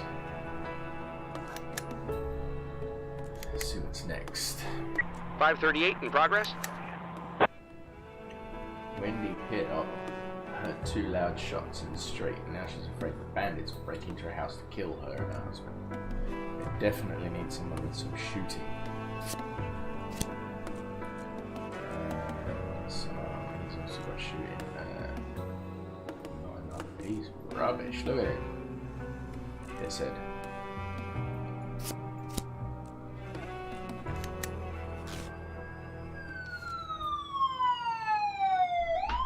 Mr. Nash, out back behind the station, when the snowdrifts started melting and the legs of some half-decayed corpse appeared.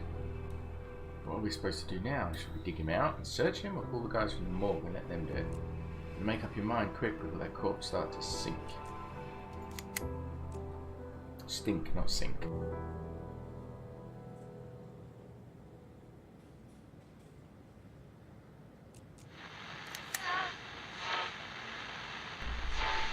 Nash, who pulled the purple corpse out of the snowdrift, searched his pockets, but they were all empty. I suggested the boys at least get his boots off. They looked good as new. But as soon as we untied one of the shoelaces, it started stinking so bad that I had to throw up. I need to go home and rest for a while. Better drown those boots and cologne before you give them to anyone.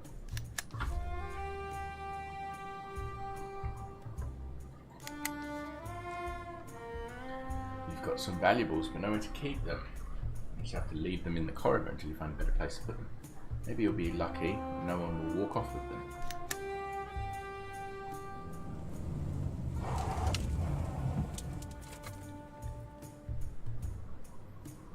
Code I. The criminal has already disappeared from the scene of the crime. A full investigation will have to be opened. With this kind of job, the cop's speed and accuracy are unlikely to help. You'll need employees with brains. Okay. Someone stole a VCR from the Elmer family residence. So someone with brains.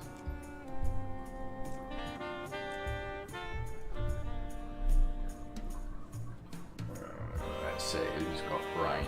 This one, Birch has brains. There weren't any gunshots. Two loud backfires came from Mrs. Peardo's neighbour's moped. He built one that runs on a mixture of alcohol and manure. You seen the price of diesel? I don't need it if I've got to pay that much.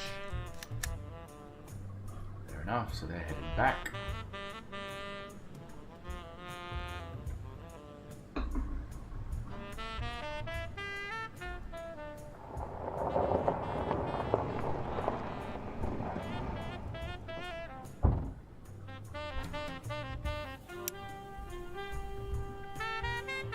Wow. 547 in progress. Oh, that's great. Kindergarten. A woman reported that her baby, along with a stroller, was taken while she was picking up her older son in kindergarten. He literally turned away for a second. I was helping Christopher put on his scarf, and the stroller just disappeared. Okay.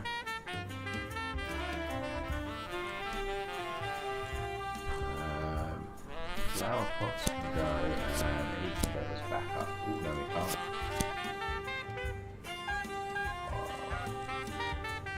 Belmont can go as backup.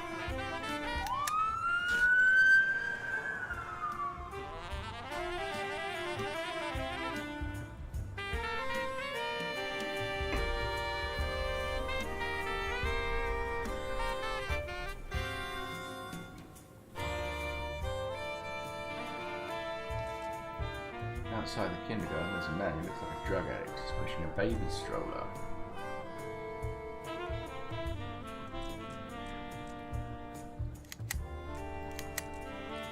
Let's pull up. The patrol car pulls in front of the suspect. He ditches the stroller and runs down a narrow alley. So... chase. 547 complete. Cop pulled up the suspect and arrested him. It turned out he wanted to sell the stroller for money to feed his drug habit. He was so strung out that he didn't notice there was a child inside.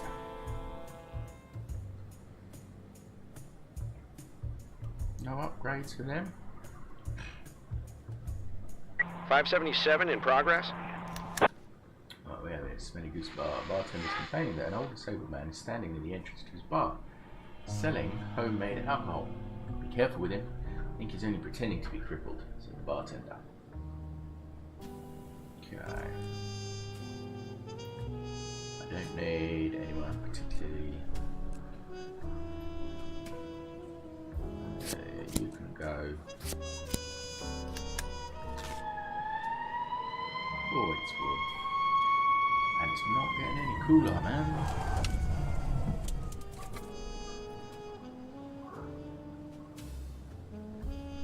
Smooth jazz. Right, we've got Virgil Birch. Interrogate some of the witnesses with better preliminary report. Secret pink chewing gum. Let's have a look. We don't have enough information right now to reconstruct the sequence of events and figure out who committed the crime. In the morning, you can instruct any of your subordinates to continue the investigation.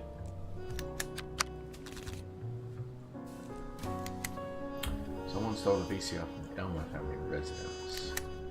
Deep under the shelf where the video player was, someone has stuck a wad of pink chewing gum. The offender took the video recorder but left the wires that connected it to the TV. Perhaps the thief was in a great hurry, but simply didn't know what wires he would need. Eric Elmer, son of the homeowners. Yeah, it was Tommy who stole it, I'm telling you. He's the poorest and greediest kid in our class. He doesn't even share his gum. He always claims his parents bought him the coolest video player, but of course no one has seen it. So we're watching Bloody Shirt 4, and when we finished and everyone was going home, he sat down on the toilet, and while I was talking to the boys at the door, he had plenty of time to take the video player. He could have fit my whole scooter into that huge backpack of his. Kelly Elmer. lady of the house. I wasn't at home when the plumber came. I was with Barbara, our neighbour, helping her with the baby. If you ask me, it's a good thing that video player is gone. Eric was spending too much time in front of the screen. I told him no more strangers in the house. Let John fix everything himself from now on. Who knows what we'll get next? It's not a thief, it'll be a rapist. Charming. John Elmer, homeowner. I think the VCR was stolen by the plumber who fixed the sink yesterday afternoon. He went on for a long time about Bloody Shirt 5, which he saw at his friend's house, and like a fool I decided to brag about the new video player I bought last week. My son and his friends actually go to sleep staring at the screen. This plumber wagged his tongue about how he wants to save up money to buy one for himself. We talked a little more and then the phone rang and I left the kitchen for 10 minutes to go to my office. The work won't wait, you know. That gave him enough time to find the video player, hide it in his bag and go back to repairing his sink like nothing had happened. He fixed the sink alright, I have no complaints there. If he did steal my VCR, well, at least he didn't hit me over the head for it, so thanks for that. In Sharpwood you can get hit in the head for less than that. It happens all the time.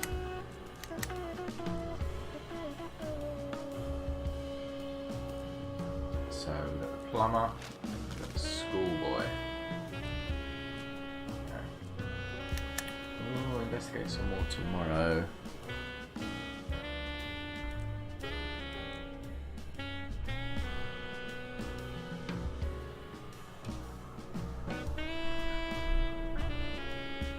Bear with me 1 second.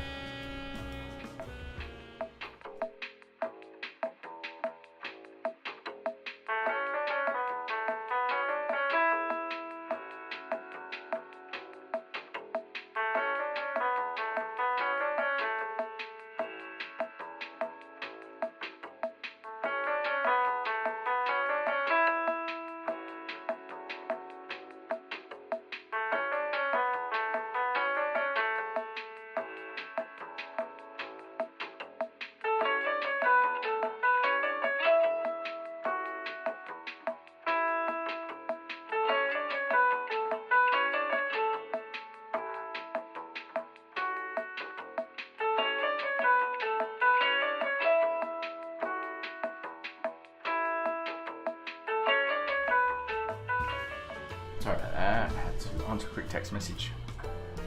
Mr. Nash, it's good that you guys got started working on my investigation so soon. Cops in Sharpwood aren't as bad as everyone says. I'm a poor man, but someone steals something from your home, they steal the most valuable thing of all, the sense of security. Today they took your video player, tomorrow they'll take your wife. By force, know what I mean? I can't allow this, so I'm ready to do whatever it takes to bring them to justice. I have a small business for installing water supply systems in homes. In other words, we install toilets so homeowners don't have to do their business outdoors. Here's what I propose. You put your best people on this and solve the investigation, and in return I'll install brand new toilets. All the cops in the area. Can't imagine how grateful the guys will be. Do you think they'd like to freeze their asses off outside? Especially when it's late at night.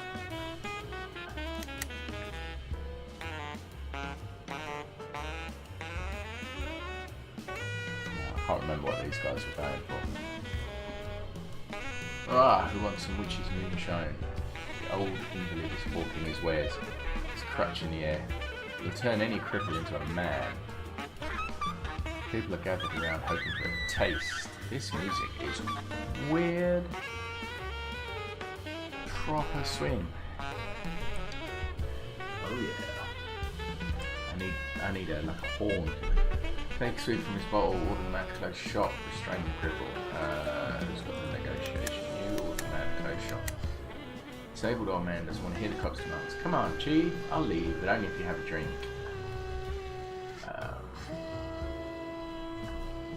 Well, he's got a drinking problem. I don't really want him to have a drink. But what we could do is restrain the man.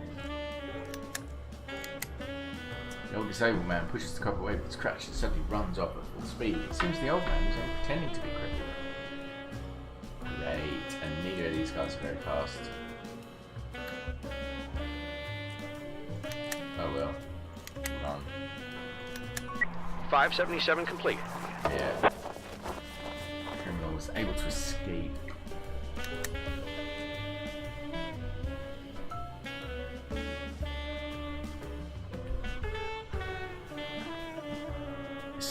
he's kind of funky.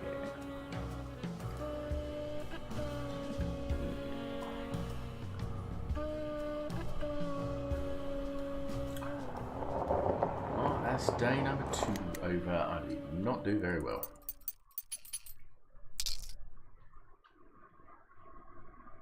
Actually, I didn't do as badly as I thought.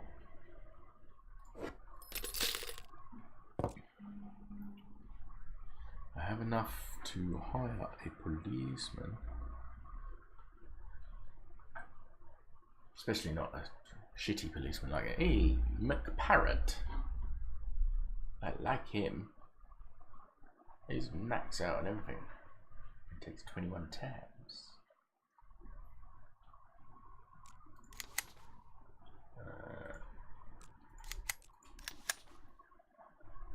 I think I will save those tabs for next time. Next time on This Is the Police. Right, you guys gonna eat. You're gonna work now, are you? Cute. You can have a day off. You're still good. You can have a day off. You're working. You're working. You are working.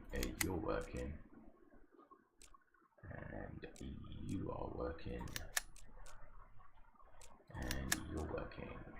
You other guys. Yeah. In the day. We're waiting for the next day.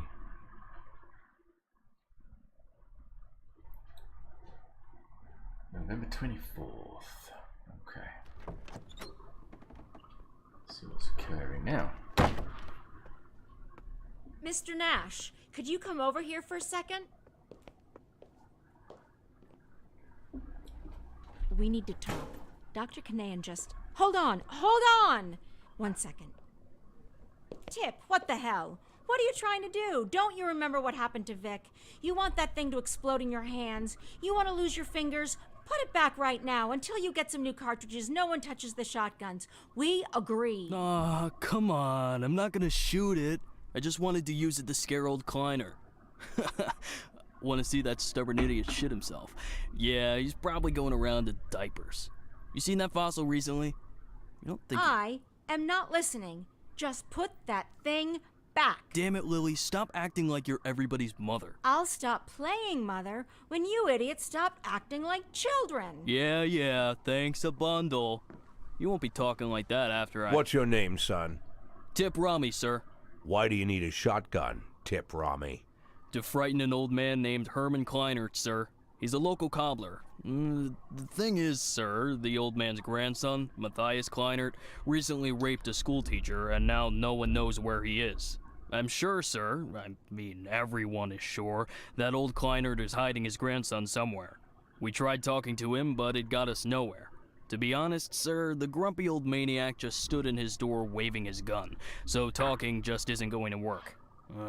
I want to squeeze the old dirtbag, sir. Squeeze him good and get him to talk. Kleinert's gun shoots mute salt. myself for a moment. Salt? That's right, sir. Salt. Ready for But what's the fun difference? to happen. I'm not saying he was going to shoot me. I just wanted to scare the old goat, you know? It's not like I'm going to shoot him. Probably. When you joined the sheriff's department, they gave you a gun, right? Of course, sir. But who's scared of a tiny little pea shooter?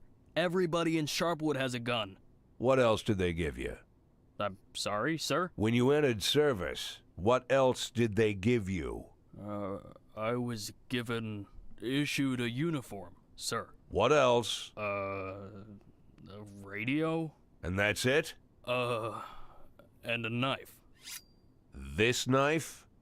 That's correct, sir. Big, huh? I guess so, sir. What do you think, son? Think you could scare somebody with your big knife? I don't know, sir. Well, think about it. Here you have a big shiny piece of cold steel, nice and sharp, and you're holding it right to some bastard's neck. You bring it so close that one careless movement and you'll open an artery. But let's say you haven't lived such a clean life. You like to drink, so your hands are a little shaky. They shake all the time. If not today, then maybe tomorrow you'll slice someone open by accident. You think that's scary enough, son? Yes, sir. It's very scary, sir. Well, then what do you need a shotgun for, son?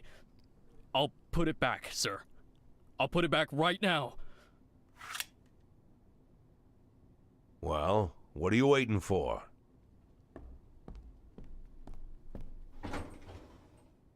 I have work to do. Can I go? Yes, I just wanted to. Come to my office in the evening before you go home, okay? Okay.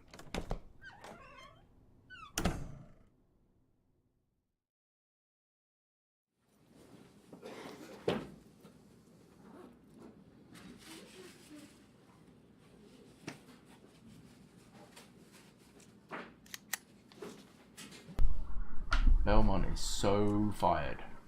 Didn't come into work today. You can just piss right off then. You're drunk. Every cop has his own opinion about you and your methods. Your more dedicated employees won't refuse to work overtime and will even help with your off-the-books assignments. You can't expect much of anything from cops who don't like you. Ari Aronovich. I have no idea who this guy is.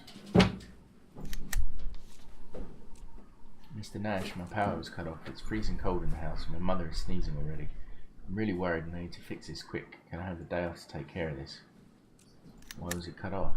I haven't paid the bill in 3 months. I just didn't feel like standing in line at the bank, so eventually they cut it off. And yeah, go and fix that. Oh, he's had a shave and put his hat on.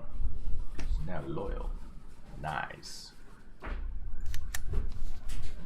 Mr. Nash, yesterday we cut down such a huge oak tree that it could have made it across the Great Rift from edge to edge. Remember Lenny, the drummer from my band? So we made him a bunch of sticks from this oak, and in honour of the victory he decided to try and play with a metronome for the first time. But after just a minute of playing he had some kind of attack. He was shaking all over and foam came out of his mouth. We had to force one of his drumsticks between his jaws so he didn't grind away his fucking teeth. Anyway, the guys drew lots and today is my day to sit with Lenny. We need him to get better.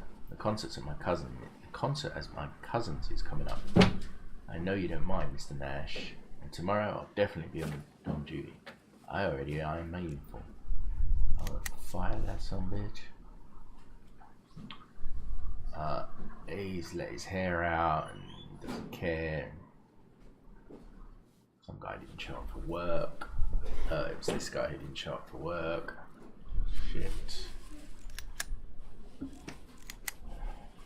So let's see what we can do with only a few. You can send your cops to collect additional information or look for new frames of the suspects.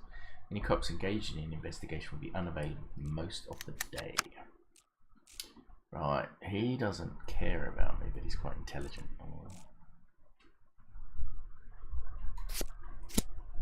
Yeah, I want him to look for new clues. Look for new frames. I want you to look for clues. I don't want to use too many of these guys. He's pretty shit at everything else. Okay, so you look for a plumber.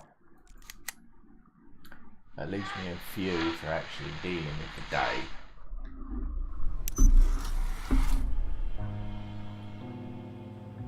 Code I. And now we've got a theft. An unknown person entered the court building and stole personal files. Convicts from the archive. Okay. Who do we send? I'm going to keep my negotiator and send him. He did quite well the first time around. So. 551 in progress. An armed gunman with a stocking on his head was trying to rob a bank. The guard saw the gun in the robber's hand was only a toy and opened fire. The gun raced out into the street. We need a 245 who knows how to shoot. But he's going to need some backup.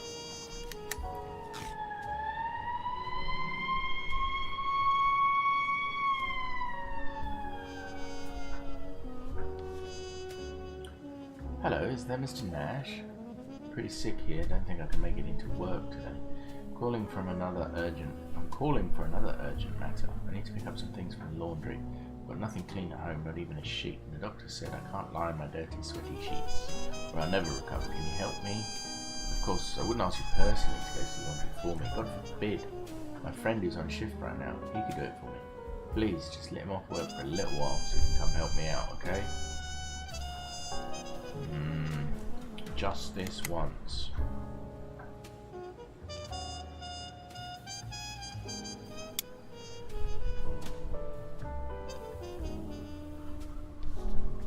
Okay, guy with a stocking on his head is sitting on a bicycle near the bank.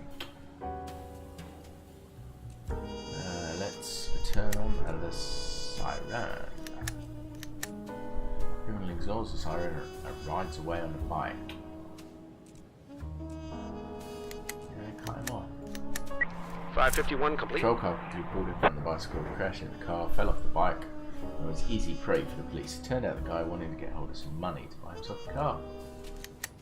Instead, he wound up 530 in progress. Sharpwood Jail.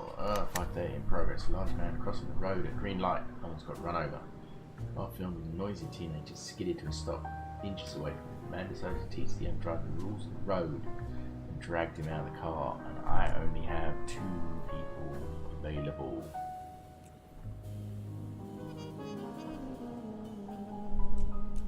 Okay. I don't want to send him on his own because he doesn't have any negotiating skills, so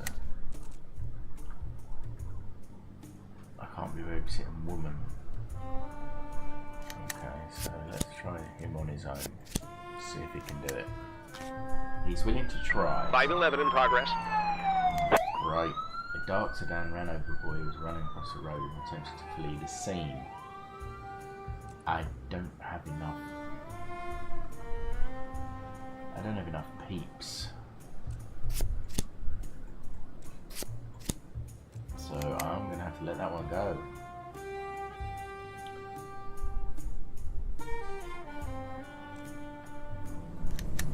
Oh, that's it. Hit and run. No one came to call. Suspect escaped. Large man has pulled the young driver out of the car, throwing him over the bumper. The boy's friends jump out, one of them readying a hockey stick. Let's see what we can do. Maybe just the siren will calm everything down. Everyone ignored the siren. The man was struck in the head by the hockey stick and lost consciousness. Teens quickly jumped back in the car.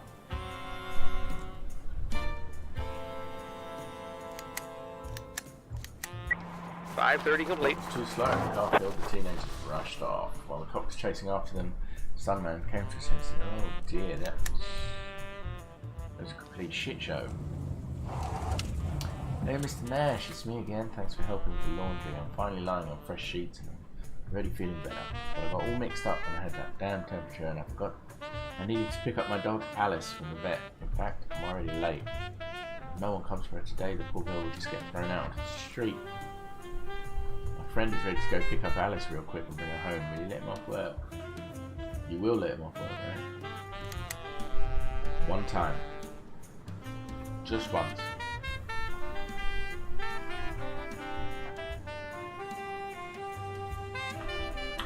I want to turn this music down a little bit.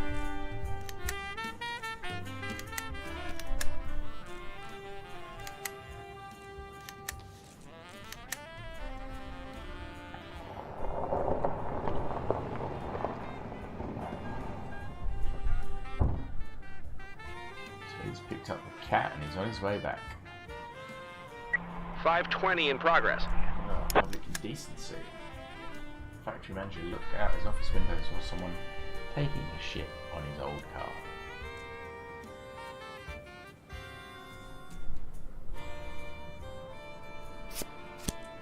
We can go under it. Oh, we won't go anywhere without backup. Okay.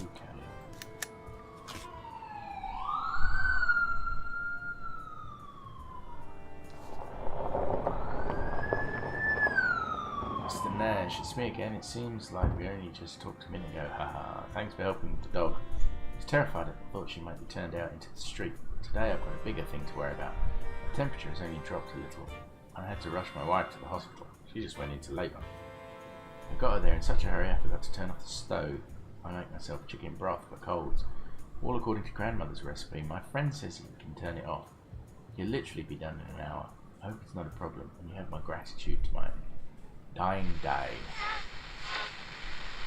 Alright, one more.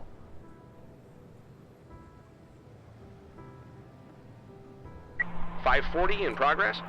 Literally, it's the last one. Astrid E. Johnson's high school. A man came to pick his son up from school, but instead started harassing a young teacher. I've only got these two guys available, so I'm gonna have to just leave it for now and hope that the other guys get back. They won't get back quick enough, so that's going to time out. An old man with his trousers down is squatting on the hood of the manager's car, singing something to himself. Let's restrain the old man. 520 complete. Cat managed to overpower and arrest the criminal. It turned out that the old man wanted to take revenge on the factory manager for forcing him to retire.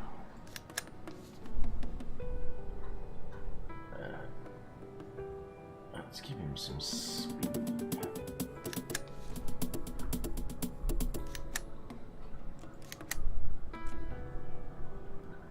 Now, will any of these guys be back in time to do that?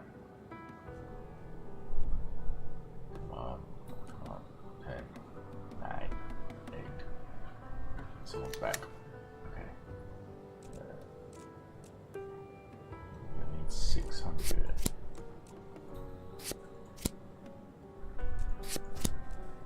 There we go.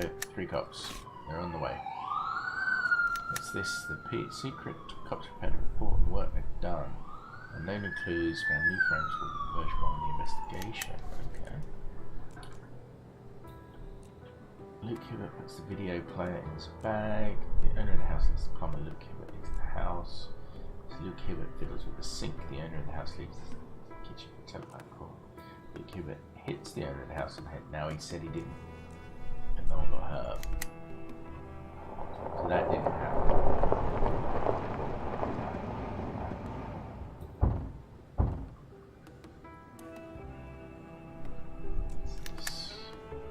Ms. Rosencrantz interrogates some of the witnesses and prepared a preliminary report for the mystery of the black box. An unknown person entered the court building and stole the personal files of convicts from the archive. The door was opened improperly, but not with brute force. A few wooden splinters were found in the lock. Inside, it's a mess. A box filled with old case files is spilled on the floor, and next to it are a dozen fresh cases of male defendants and a black lid from the stolen box. Susan Amarabito, a stenographer, who keeps strict reception hours, but I always help people anytime, because officers of the court must always stand guard for justice. One time there was a case where Marcus Ripo's cat was going to be put to sleep because it kept going into the neighbour's property and killing the squirrels. I thought it all over and puzzled it out in my head. In the end, I was able to prove that the cat was too fat to be the culprit, and the real criminal was an old hermit who lived at the end of the street. Can you imagine? I love to help everyone, but unfortunately it doesn't always turn out so well. A few days ago a man came in, a nice looking monk, probably a witch doctor. He was wearing a hoodie under his sheepskin coat. He said that he's fulfilling a holy mission and helping recently released, not deceased at all, female prisoners return to a normal life. He asked for several personal files, but I had to refuse because these papers can only be accessed by official signature. It's too bad, of course, but at least it worked out good with the cat. They call him the Snow Savage. What, the cat or the old man? Joseph Pears, watchman. People are always after something. A lot of times they just want something to fight over. You get all types here. Yesterday a guy came in dressed in a hoodie and carrying a wooden stake in his hands. He was a vampire hunter. Yesterday I locked the door to the archive so he couldn't bust in. I asked him what he wanted and he just said he wanted to go to the toilet. Took him in and he did his business. In the winter the back door swells up and won't close all the way. Anyone can come in. It's a good thing that all the rooms inside are locked. archive room before the theft. The archive room after the theft. Man in the hoodie throws up some of the folders from the box of parolees. Man in the hoodie pins the guard Joseph pierced the wall with a wooden stake. I don't think that's what happened. Clyde Billups sneaks in the court through the back door. Clyde Billups throws out most of the folders. Throws out most all the folders from the box of recent parolee files.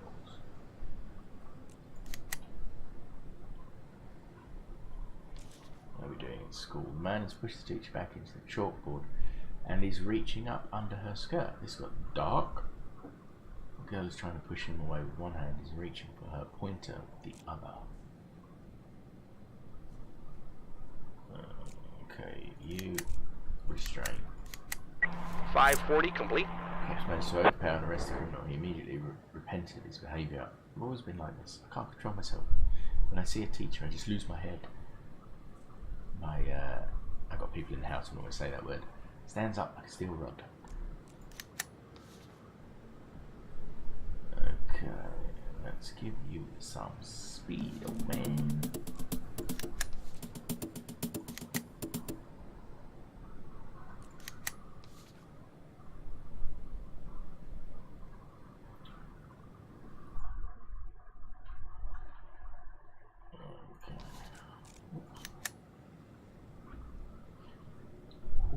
Even with the fan on, it's still roasting. You get a point. What shall you have? Let's give you some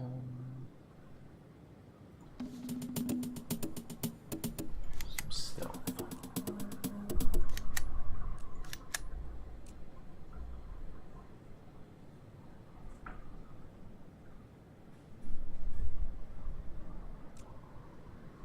What's happening? Nothing's happening. It's all cool. End of the shift.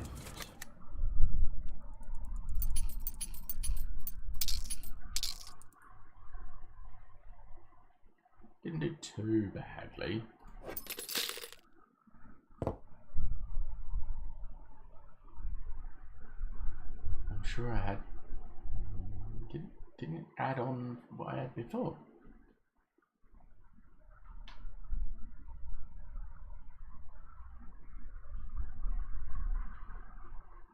I don't think it did. I might go buy a taser cartridge.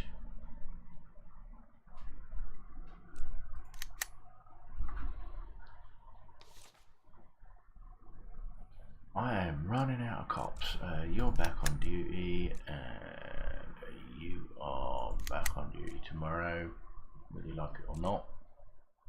As are you in. She's a proper moany old sensor.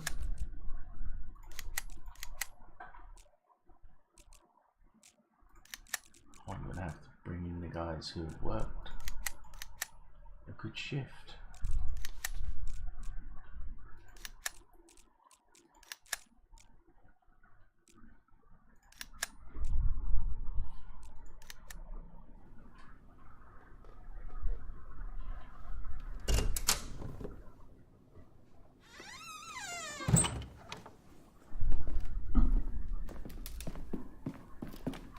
So, you want to talk?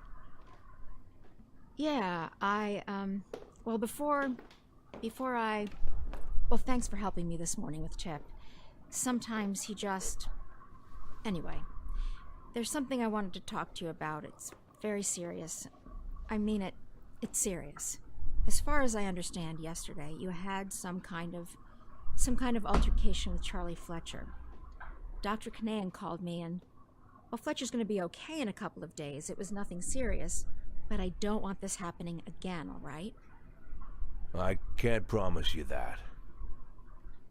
I don't understand. I said that I can't promise you that nothing like that'll happen again. Listen, Jack, I don't like Fletcher either. It's not Fletcher. I will treat my subordinates as I see fit. That's what I mean. Ooh. But Jack, there are boundaries. I, as the sheriff, I draw those boundaries, okay? I respect your experience, I do, and I just want to say there are rules that must be respected, and I believe that these rules are an integral part. You know, I believe we understood each other, and there won't be any more problems, right? He's gonna beat up his star.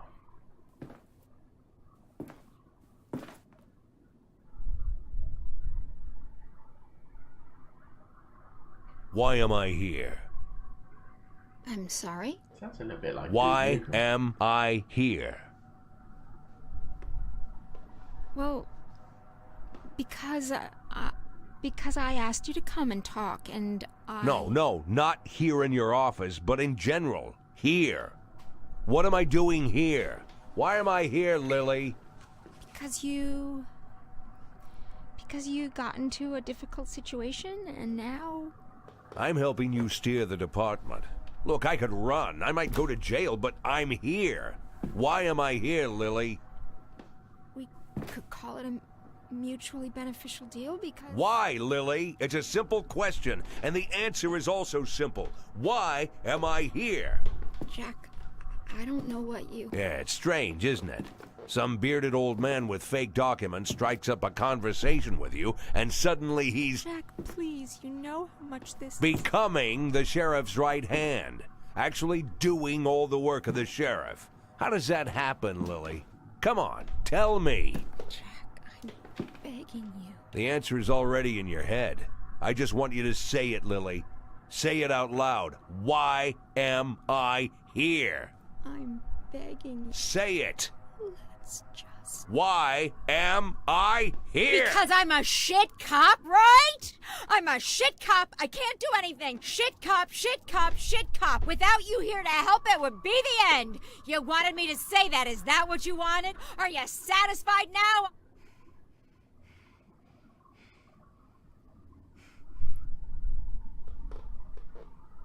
I'm very satisfied, Lily. Wow, things took a turn there.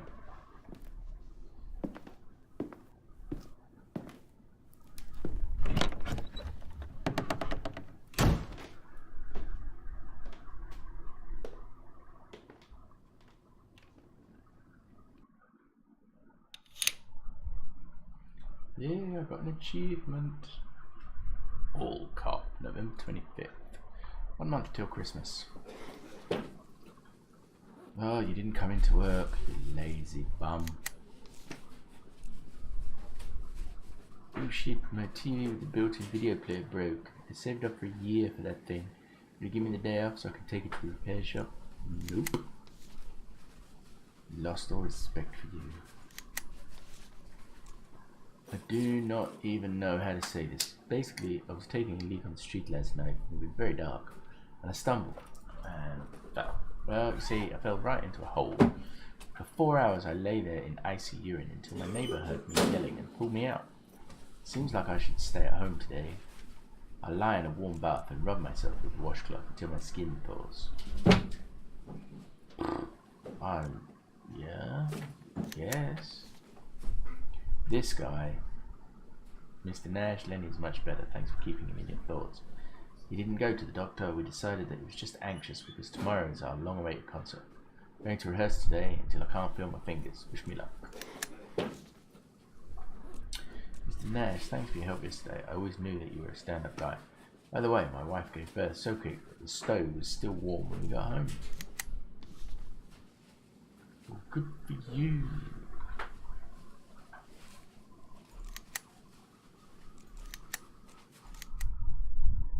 Let's see what today will hold. So, secret, the pink chewing gum, and the mystery of the black box. This guy's tired, but he's got intelligence, so I'm going to assign him, look for some frames for the schoolboy version. And you look for new clues.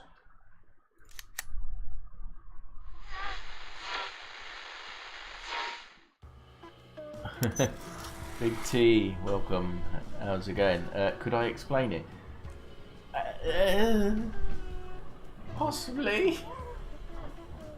It's basically some some sort of police game. I'm a bit confused myself, to be honest. I watched some guy play it the other day, and it looked quite interesting. It's well bizarre. So basically, you play this guy he's done something, and I don't know what it is yet. He's in hiding, and he's getting drunk all the time, and the police go to the cabin where he's hiding looking for some drugs which aren't his, throw him in jail. Turns out he's a cop.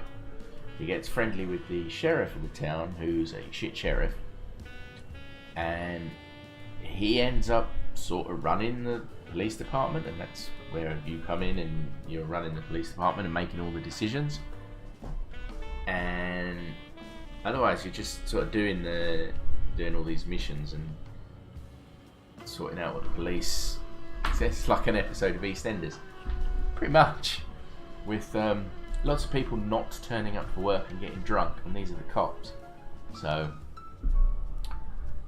and there's this crazy jazz in the background. It's a little bizarre. I never played the original. This is a sequel. Never played the original, but I'll give it a go. It looks like fun. It looks like something that could while away some hours. I don't know who this Vic Duval is. Mr. Nash, I'm a freelance photographer for the Sharpwood police, as well as a part-time sniper. And I tell you straight out, I like being a sniper much more than photographing some bastards at weddings and children's performances. Anyway, Miss Reed said that now I will work in your team. I'm glad to finally be home.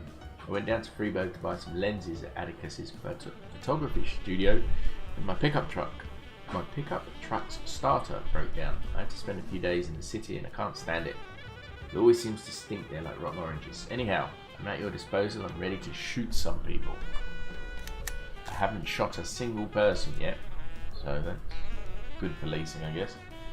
Help from the other side. Mr. Nash, I commune with the spirits and I can see invisible things and hear soundless things. I draw from the tears of the earth and gaze into their reflection in a wooden bowl, created long ago by forest spirits from a long extinct giant tree.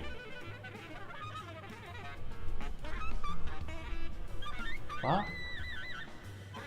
And we're not talking about some ordinary, well, oh no. I draw this water from a secret source deep in the forest, so secret that even the animals and birds have never heard of it. Only the spirits that quench their thirsts there. Many of my unique abilities will aid you in your investigation, which, as said now, are gnawing at your troubled soul. I'm at your disposal if you agree to pay for my gifts. I'm starting to wonder if this is water. Yes? Enjoy your chicken wraps. I'm going to pay $400 for some weirdo. What are you looking for, cat? Hey! You can't go in there, you know you're not allowed. I see the darkness. No, hold on. I see the light. No. The bottom of the lake. No, the ocean. I hear the singing of silent stars. I feel the moisture of fire. I see a criminal. He's grinning. No. He's crying. No. He's laughing. Disappeared. Now I hear the whisper of the spirits, but I can't make anything out just now. I hear you. They know all about this scoundrel. They say to look for the one with the two-faced heart. The top is covered with soft grass, and below is a dark stone bottom. Phew. That's all. I was happy to help with your investigation. That was help? 518 in progress. I have no earthly idea what just happened. I think I got stung for $400. Hey, cat. Come on. What are you doing sitting by the door? Do you want to come up? Do you want to come up? No? Alright, see you later. I'll get you later. Right, elderly woman lost her temper while standing in line and smashed a glass counter with a cane. I need a negotiator. Flower pots is a good negotiator, but I need 180 of professionalism. Kurosawa doesn't like me, but Enough professionalism. You're not going anywhere without backup. Okay. Who is willing to go do this without backup? Birch will go, because he's a good fella.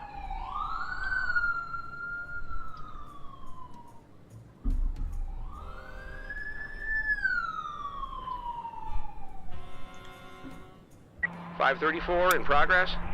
We've got 534. Grandmother found her grandson masturbating and is threatening to castrate him with a sickle. Shut the bed. 2, 3, not enough. So I need a negotiator and some backup. I'm very quickly running out of cops for the day. An old lady enraged at the bank's slow pace of service is shaking her cane menacingly. I don't have enough time left on this earth to spend hours in the devil's bank. Remind woman that she's not the only customer at the bank. Drag out the old woman by force. Let's go, lady. I don't have time for this either. Don't stop on my account. This is great.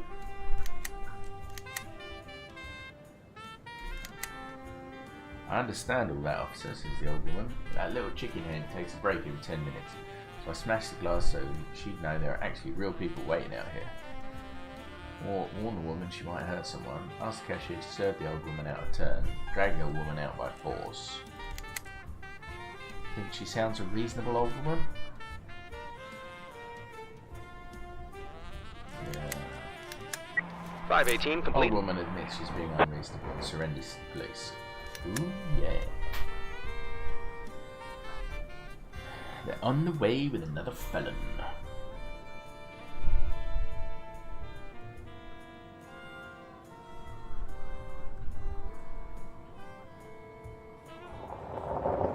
.515 in progress. Yeah, 515 in progress. I've just noticed that I've got chat on one screen over there, and no chat on the other screen. I wonder why.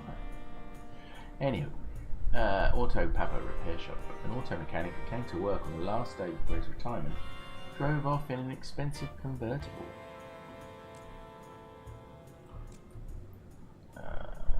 Right, you need some backup. Actually, Mustard could probably do it on his own. He's a good guy.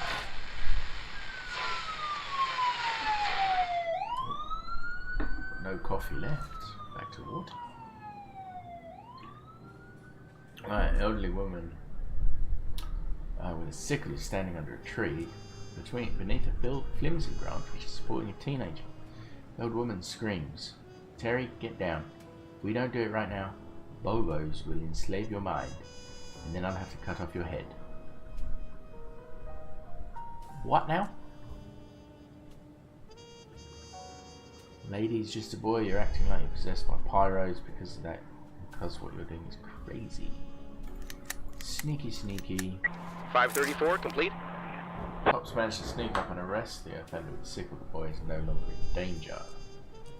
Excellent. We get another point for you. You can have stealthy.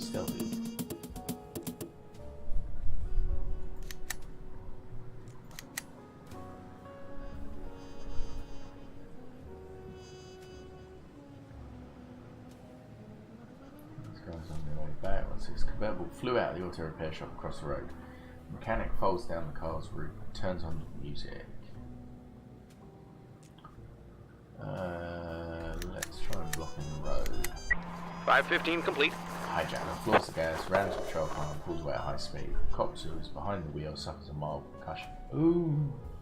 Snap. Cop down. The injured cops go to the hospital under the supervision of Dr. Canadian. The cop is killed on a mission, it's on you. But if a cop dies in the hospital, Lily will send you a replacement. After all, it's because the doctors couldn't save him. Interestingly, he's driving his own patrol car back. Oh no, this is their patrol car. Lock Mustard was injured and has to spend one day in hospital. He'll be fine. Made of 536 in progress. Justice Transit. A woman reports seeing a young guy being mean to a dog and threatening it with a stick.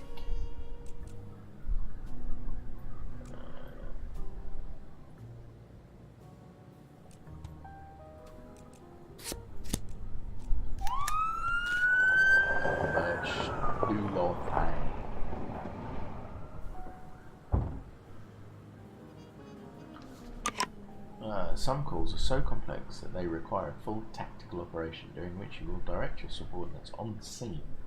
The tactical call comes up when all your cops are busy. It's better to wait for them to return and prepare for the mission properly.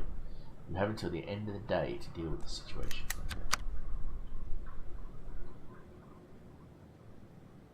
Okay. 551 in progress. Let's see what we've got. A man claims that forest spirits are bursting into his house with thunderous howling. They want to steal my soul. Yeah, you go. I'm not going anywhere without backup. I have to go. Shit, this is through. I'll do this armed robbery. I have to wait till this guy gets back. I might have to risk letting the next call go. If I wasn't being mean to the dog playing with it, the dog happily fetched his master's stick and then casually licked the cop's palm. Excellent. Secretly pink. Rose Krantz found 2 new frames for version 2. I will look at that investigation later. No new clue. Found new clues. Oh, okay. What clues? Yeah, I read that clue. Oh, yeah, I read that clue. Yeah, I read that clue. What's the big mystery? The office was cleaned by none other than fat, ugly Clyde Billups. He's always been worrying us, demanding all the documents in the case against his sister Flora, who was convicted of killing her mother-in-law. Clyde insisted that when the crime took place, his sister was possessed by a forest spirit, so she must be innocent. He says he was with her that day and saw 2 ice cubes in her eyes instead of pupils, supposedly. That's a sign that you're possessed by some creatures with an unspeakable name. He beat his chest and shouted that he could prove her innocence in a minute if only we showed him all the papers. Is that enough for you? To top it off, his sister was released early, 2 weeks ago, but Clyde started coming in every day, demanding that we let him into the archive so he could wash away the shame from his family's name. After all that, all the documents of the convicts who recently left the prison suddenly disappeared. They were kept in a special black box, not in the yellow ones like everything else. Clyde didn't just take the file for his sister's case, but took all the other cases in the box. Like he just grabbed whatever he could. Probably just trying to cover his tracks. That fat fellow couldn't even fit between the shelves. He knocked down a box full of old papers, spilled them all over the floor. By the way, we haven't seen Clyde for a couple of days now. Apparently he's got what he wanted, and he's preparing his appeal. Come back to that. We've got to deal with this attempted robbery. Suffering from insomnia, the man mistook the wind along the street and shutters on his windows for angry forest spirits. Doctor has already been called. Okay. Crap. I ran out of time waiting for the other guys to come back. Shit to bed. Failed again.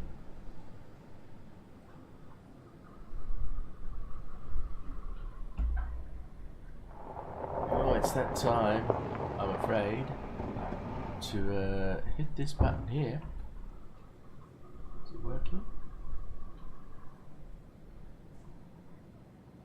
Let's see what happens. End the day. I'm supposed to have a timer appear on the screen, but that's obviously not working. Anyway, 30 minutes left of the stream. I'll finish up about, well, that'll be about 10:30.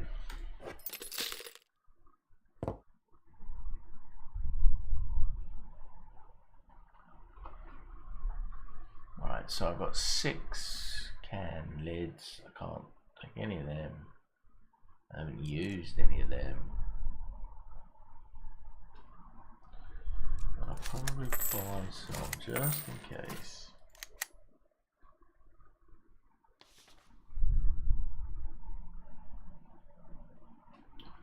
Alright, let me just check something, my friends.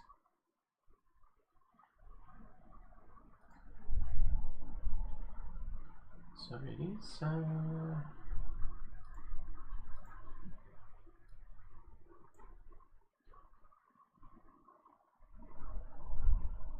countdown is not working. Why is that not working?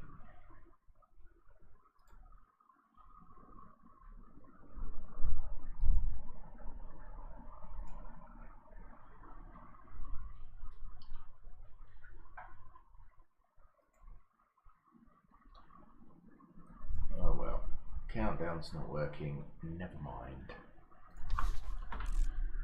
Carry on art. Something I'm going to need to fix. As I said, more of a test this stream, see if I can get it all working.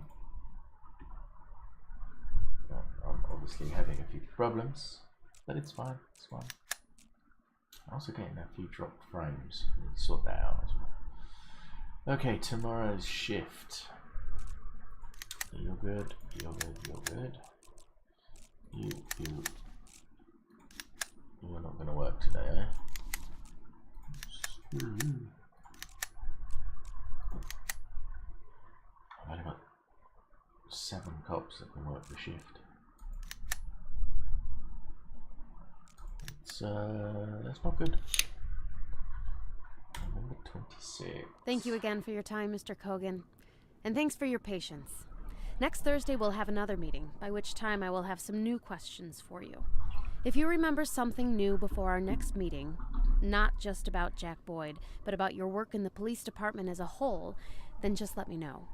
If you change your work schedule, let me know. If you need to leave Freeburg for some reason, let me know.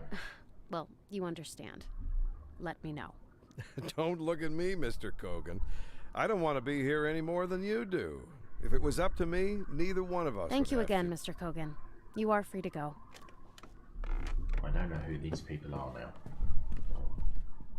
Keeps jumping around and confused. Take it easy on these people, Lana. They don't have to. I'm just doing my job, Wilton. It's your job too, remember? Please invite Miss Emma Weinstein in. Emma Weinstein? Again? What is this already, her 6th? Just the 4th. And you're hoping to learn something new. As far as I recall, she just keeps saying the same thing. I will definitely learn something new, Wilton. Even if she keeps saying the same thing. Even the fact that she always repeats all the answers word for word. That's already very important information just by itself. Well, yes, for you. Because the whole world around you is very important information.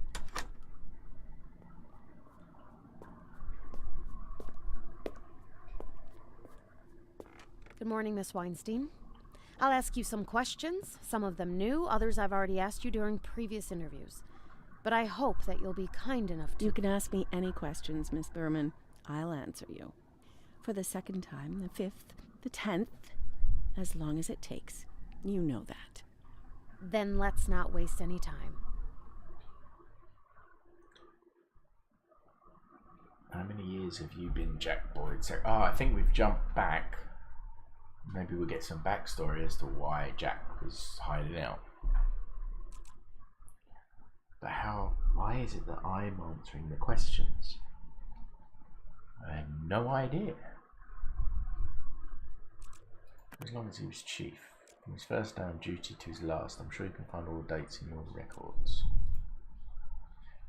How would you describe the nature of your work? Everything that assistants should do. Calls, meetings, schedules, coffee, paperwork, nothing special. Did Mr. Boyd ever ask you to do anything illegal? No. Jack Boyd guarded the law and didn't break it. Do you know anything about his goal to earn $500,000 before he retired? Yes, but I don't see anything wrong with that. Jack Boyd was always earning money, but only by honest means. It should speak for itself, the fact that he didn't have a penny to his name when they announced his resignation. know of any case when Jack Boyd may have contacted a representative of Freeburg's criminal underworld? Yes. Sometimes you need to get in touch with one criminal to track another criminal. I'm sure you know about these things better than I do. Have you had any contact with him since he was placed on the federal wanted list? That would be illegal. I look like an idiot or like a person who wants to go to jail. Do you think Jack Boyd is guilty of the crimes he's been accused of? No, I think you still won't believe a single word I say. I have information that you visited Jack Boyd's children at least 3 times in the past 6 months. Did you say anything in your defense? Why defend myself for that? I bring them food, that's all. The court decided to listen to your phone calls and read your correspondence during the course of this investigation. How would you feel about that? Well, who would like it? I don't think you'll find anyone who would be glad about an intrusion like that into their personal life. Thank you. Oh, well, you're welcome.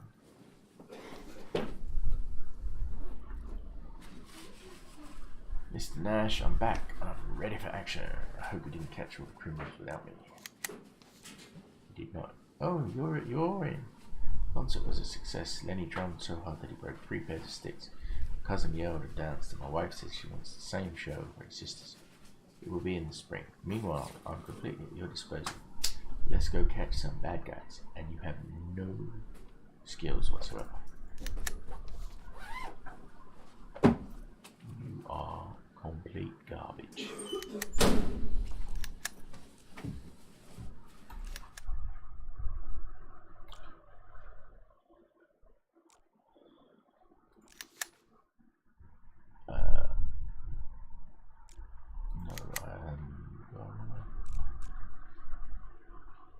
Yeah, screw it. He can, I think it's a schoolboy, so.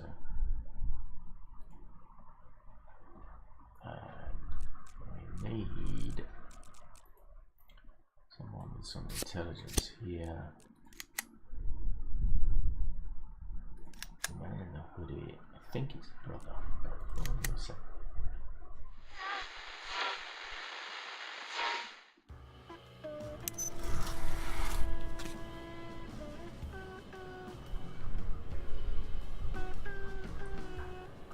Funky jazz again. 534 in progress. 534, what we've got.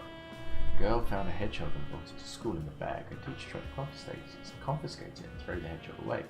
The girl swung the bag at him and hit his leg. The hedgehog's spines tore the teacher's trousers, and he became angry. He grabbed a ruler and intends to teach the schoolgirl a lesson.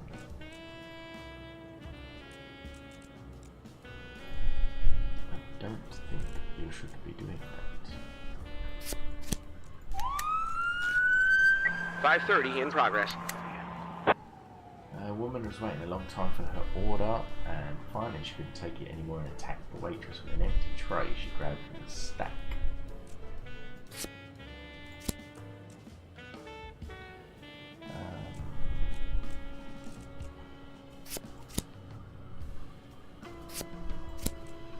Belmont's going to have to go. So maybe mustard.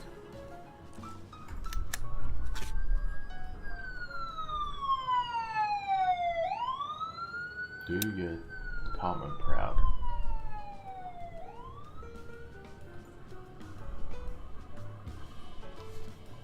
Teacher with a large ruler is chasing after a girl along the corridor screaming, "My father gave me these pants, they're all I have left to remember him by."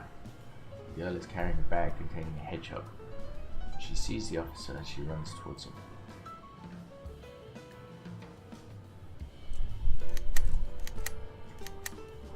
The girl hides behind the policeman. The teacher runs up and swings his ruler at the cop. Oh, he's attacked me, so sorry, guy. 534 complete. Cop hits the teacher on the head with a baton and knocks him out. The schoolgirl and the hedgehog are now safe. Excellent. And you can get an upgrade, so let's give you some more speed.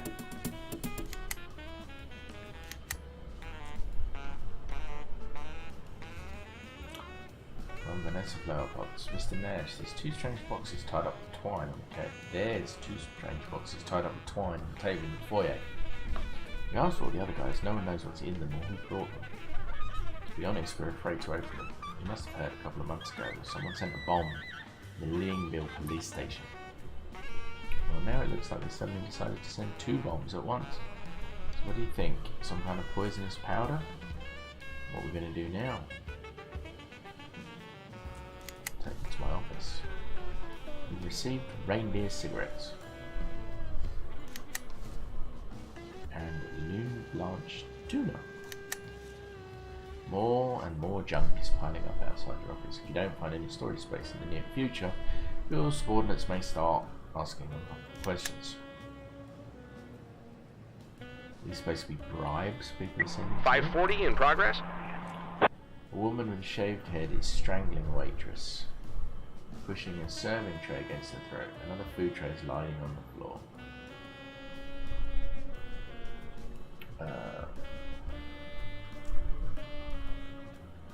I can't strike order and I'm going to need to tackle her. Neither of these guys have strength, but we'll try. The assailant breaks free and hits the cop in the face with a tray. The cop's nose is broken, the woman runs for the exit.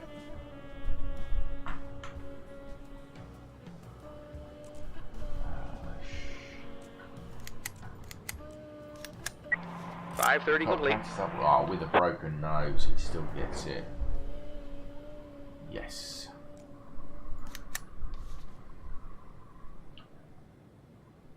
Let's give you some strength.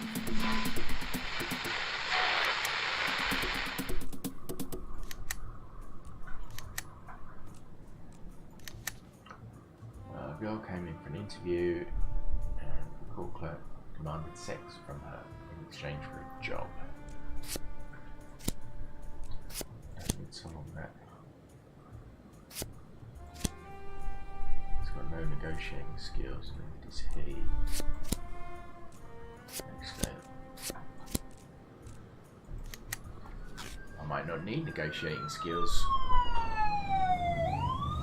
Who knows? Injury. Benedict Belmont was injured and has to spend a day in hospital. Yeah, that's fine. He had his nose broken in the line of duty. Obviously, he gets a medal. Court clerk is aggressively grabbing the girl's hand and refuses to let go. Intelligence. Neither of them have much strength.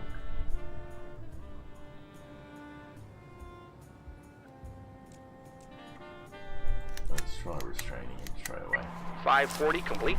He's overpowered, so he breaks free, grabs a whole bunch of the table, hits the policeman in the face, caught disorientated himself as a deep cut along his eyebrow. It's another one out of action for the day. 530 in progress. Young man and his girlfriend were trying to register a marriage without an appointment. When the office refused, the criminals temper started attacking the office employees.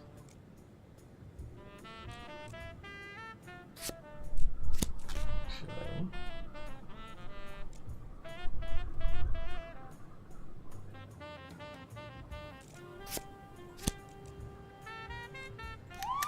Flower Pots can take it on her own.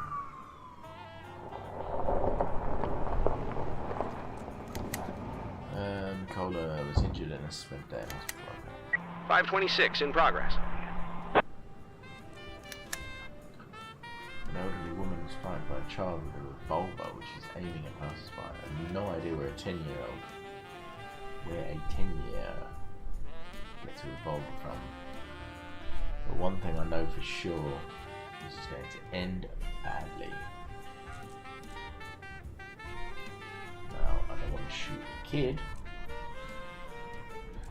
We're not that kind of police.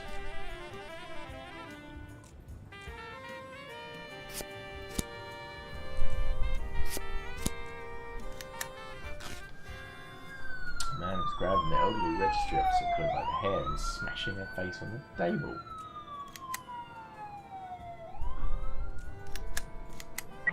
.530 complete.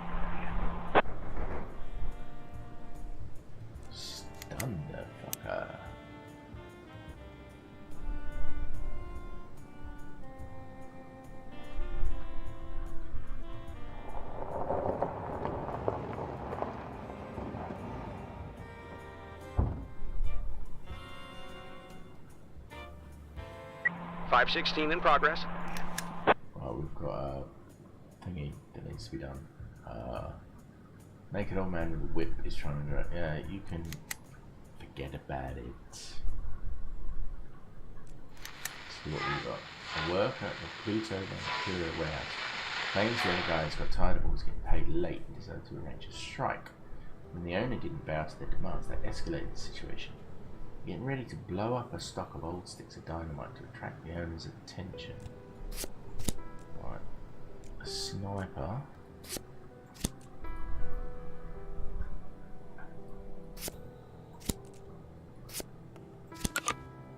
Cops who dislike you will not obey your orders during tactical operations.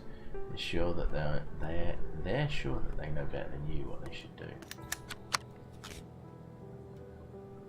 So he doesn't like me.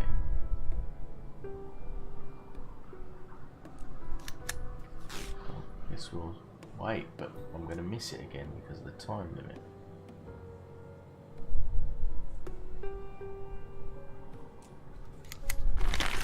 Playing bandit with toy gun doesn't pose a threat. Excellent. No new frames for version 2. Found new frames for version 2. Okay. He's on his way back. Will he make it? I'm going to leave the disorderly conduct. I'm not going to make it. Let's go back again.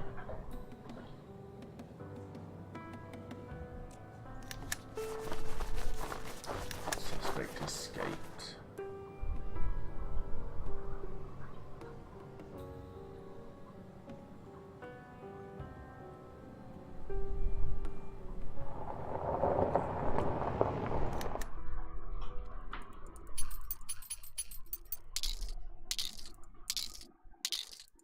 Oh dear. Nothing. I got nothing. Oh well.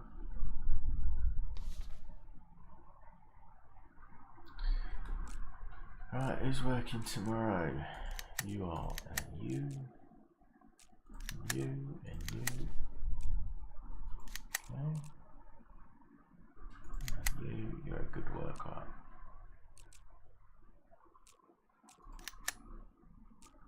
These guys are getting tired, but I need them on shift.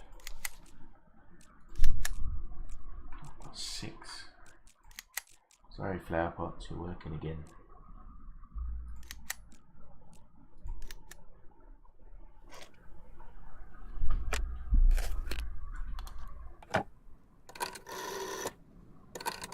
Do you see him, Pedro? Has he already ordered a drink? What? What chihuahua? Are you sure you're looking at the right guy? Do you see a basket of strawberries? Pedro, not everything is important. It doesn't matter how he's dressed. A basket of strawberries. Do you see it?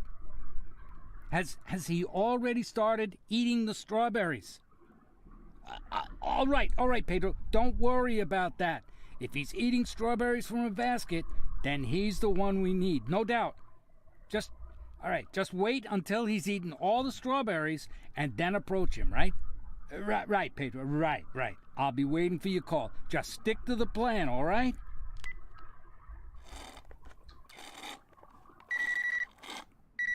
Pedro? It's me. Jack. Yeah, I was sure you must be dead. Look, Fry, I know that I hear there's a federal agent who's interested in you. He's already reached Millington. From there, I think he'll be heading north. What do you think, Jack? Has he picked up your trail? Fry, let's just talk. Jack, how happy he'll be to find out you're still alive. A young agent, let's call him Chris, dreaming of a brilliant career. He wants to prove to his alcoholic father that he's made something of his life. And the girl, let's call her Tanya. She's recently left him. So he'd just love to play the hero all over the front page and then just rub her nose in it. And Chris has an arrogant colleague, too. Let's call him Tommy, who's always laughing at him. Wait, you know what, Jack? I think Tommy's fucking Tanya. I mean, this whole time. How could I have missed it? Tommy's fucking Tanya, and worse, the alcoholic father is banging Tanya too. I mean, they're all fucking around over there. And just think about poor old Chris. Fry, let's just... Oh, and by the way, did I mention that Chris has a bit of a stutter? Naturally, that meant problems at school. Oh, and not just at school, but at the academy, too. Yeah, he was nearly kicked out of the academy twice, even though his marks were brilliant. Imagine, they were ready to kick the guy out just because he stutters a little. No, nobody wants to have anything to do with him. You know what that's like, Jack, huh? And suddenly, our stutterer Chris, less than 6 months at the Bureau, he catches a fugitive off the federal wanted list. And not just anyone, but Jack Boyd, the king of corruption. I mean, the symbol of our whole society's disintegration. Al Capone in a police cap. Nobody else could do it. But there's just something about Chris, you know, Jack? Good Lord, Fry, it's just... Now, Tanya wants to fuck him, and the prom queen Sharon wants to fuck him, and even Susie the ballerina, who turned him down on 3 separate occasions because she didn't want to have anything to do with the fucking stutterer. Well, now Susie is showing off her pirouettes in his bedroom, and it's all thanks to you, Jack. All thanks to the fact that you couldn't stick to our simple arrangement and answer the fucking phone when I called. I couldn't pick up the phone because at the moment when you called, the phone was literally being shot at. And then You're one lucky bastard, Jack. I mean, you are lucky that I have such a cold, black heart, completely incapable of compassion. Without batting an eyelid, I will leave that poor stutterer Chris with nothing. I'll make a couple of calls, and he'll turn right around on that road he's on to Sharpwood and return to his miserable life of the lonely loser. He's just not the right man for Tanya. I mean, some people just aren't made for each other, you know? True, you'll have to pay me twice as much. Twice? 20,000? But I only just... That's not the worst of it, Jack. You not only have to pay me twice as much, but you'll have to do it 4 times as often. 20,000 a week. I hope whatever mess you got yourself in, you still got all your fingers, or at least enough of them to pull out a bank transfer. How long until the next payment, huh? 4 days? Come on. Let's talk like... Oh, I'm sorry, Jack. I have another call. I'm guessing that Mr. Cervantes just finished eating his strawberries. His what? Strawberries? Listen, Fry, I'm just asking you... This game's getting more and more bizarre. So Jack is a corrupt cop. Just not sure at all what's going on. Right, he didn't come into work today, the lazy shit. Mr. Nash, I'm back and ready for action. I hope you didn't catch with criminals without me. No, you're a good boy. Mr. Nash, I'm back and ready for action. I hope you didn't catch with good. I'm trying a special 10-day diet to cleanse my body of impurity. Day 1, drink a litre. Funny spelling of litre. Of ice water every 75 minutes. I don't think I can manage to follow this diet will work, so I'll stay home for a day, okay? Okay, you can have 1 day. Last night, a childhood friend of mine suddenly came to visit me from Ripton. His family kicked him out of his house. It's an ugly situation. We talked until morning. Seems like he's seriously thinking about committing suicide. I don't think it's a good idea to leave him alone. I'll take the day off. Okay. Alright, today's shift. I'm actually going to call it 3 hours. It's time to go to bed myself. So,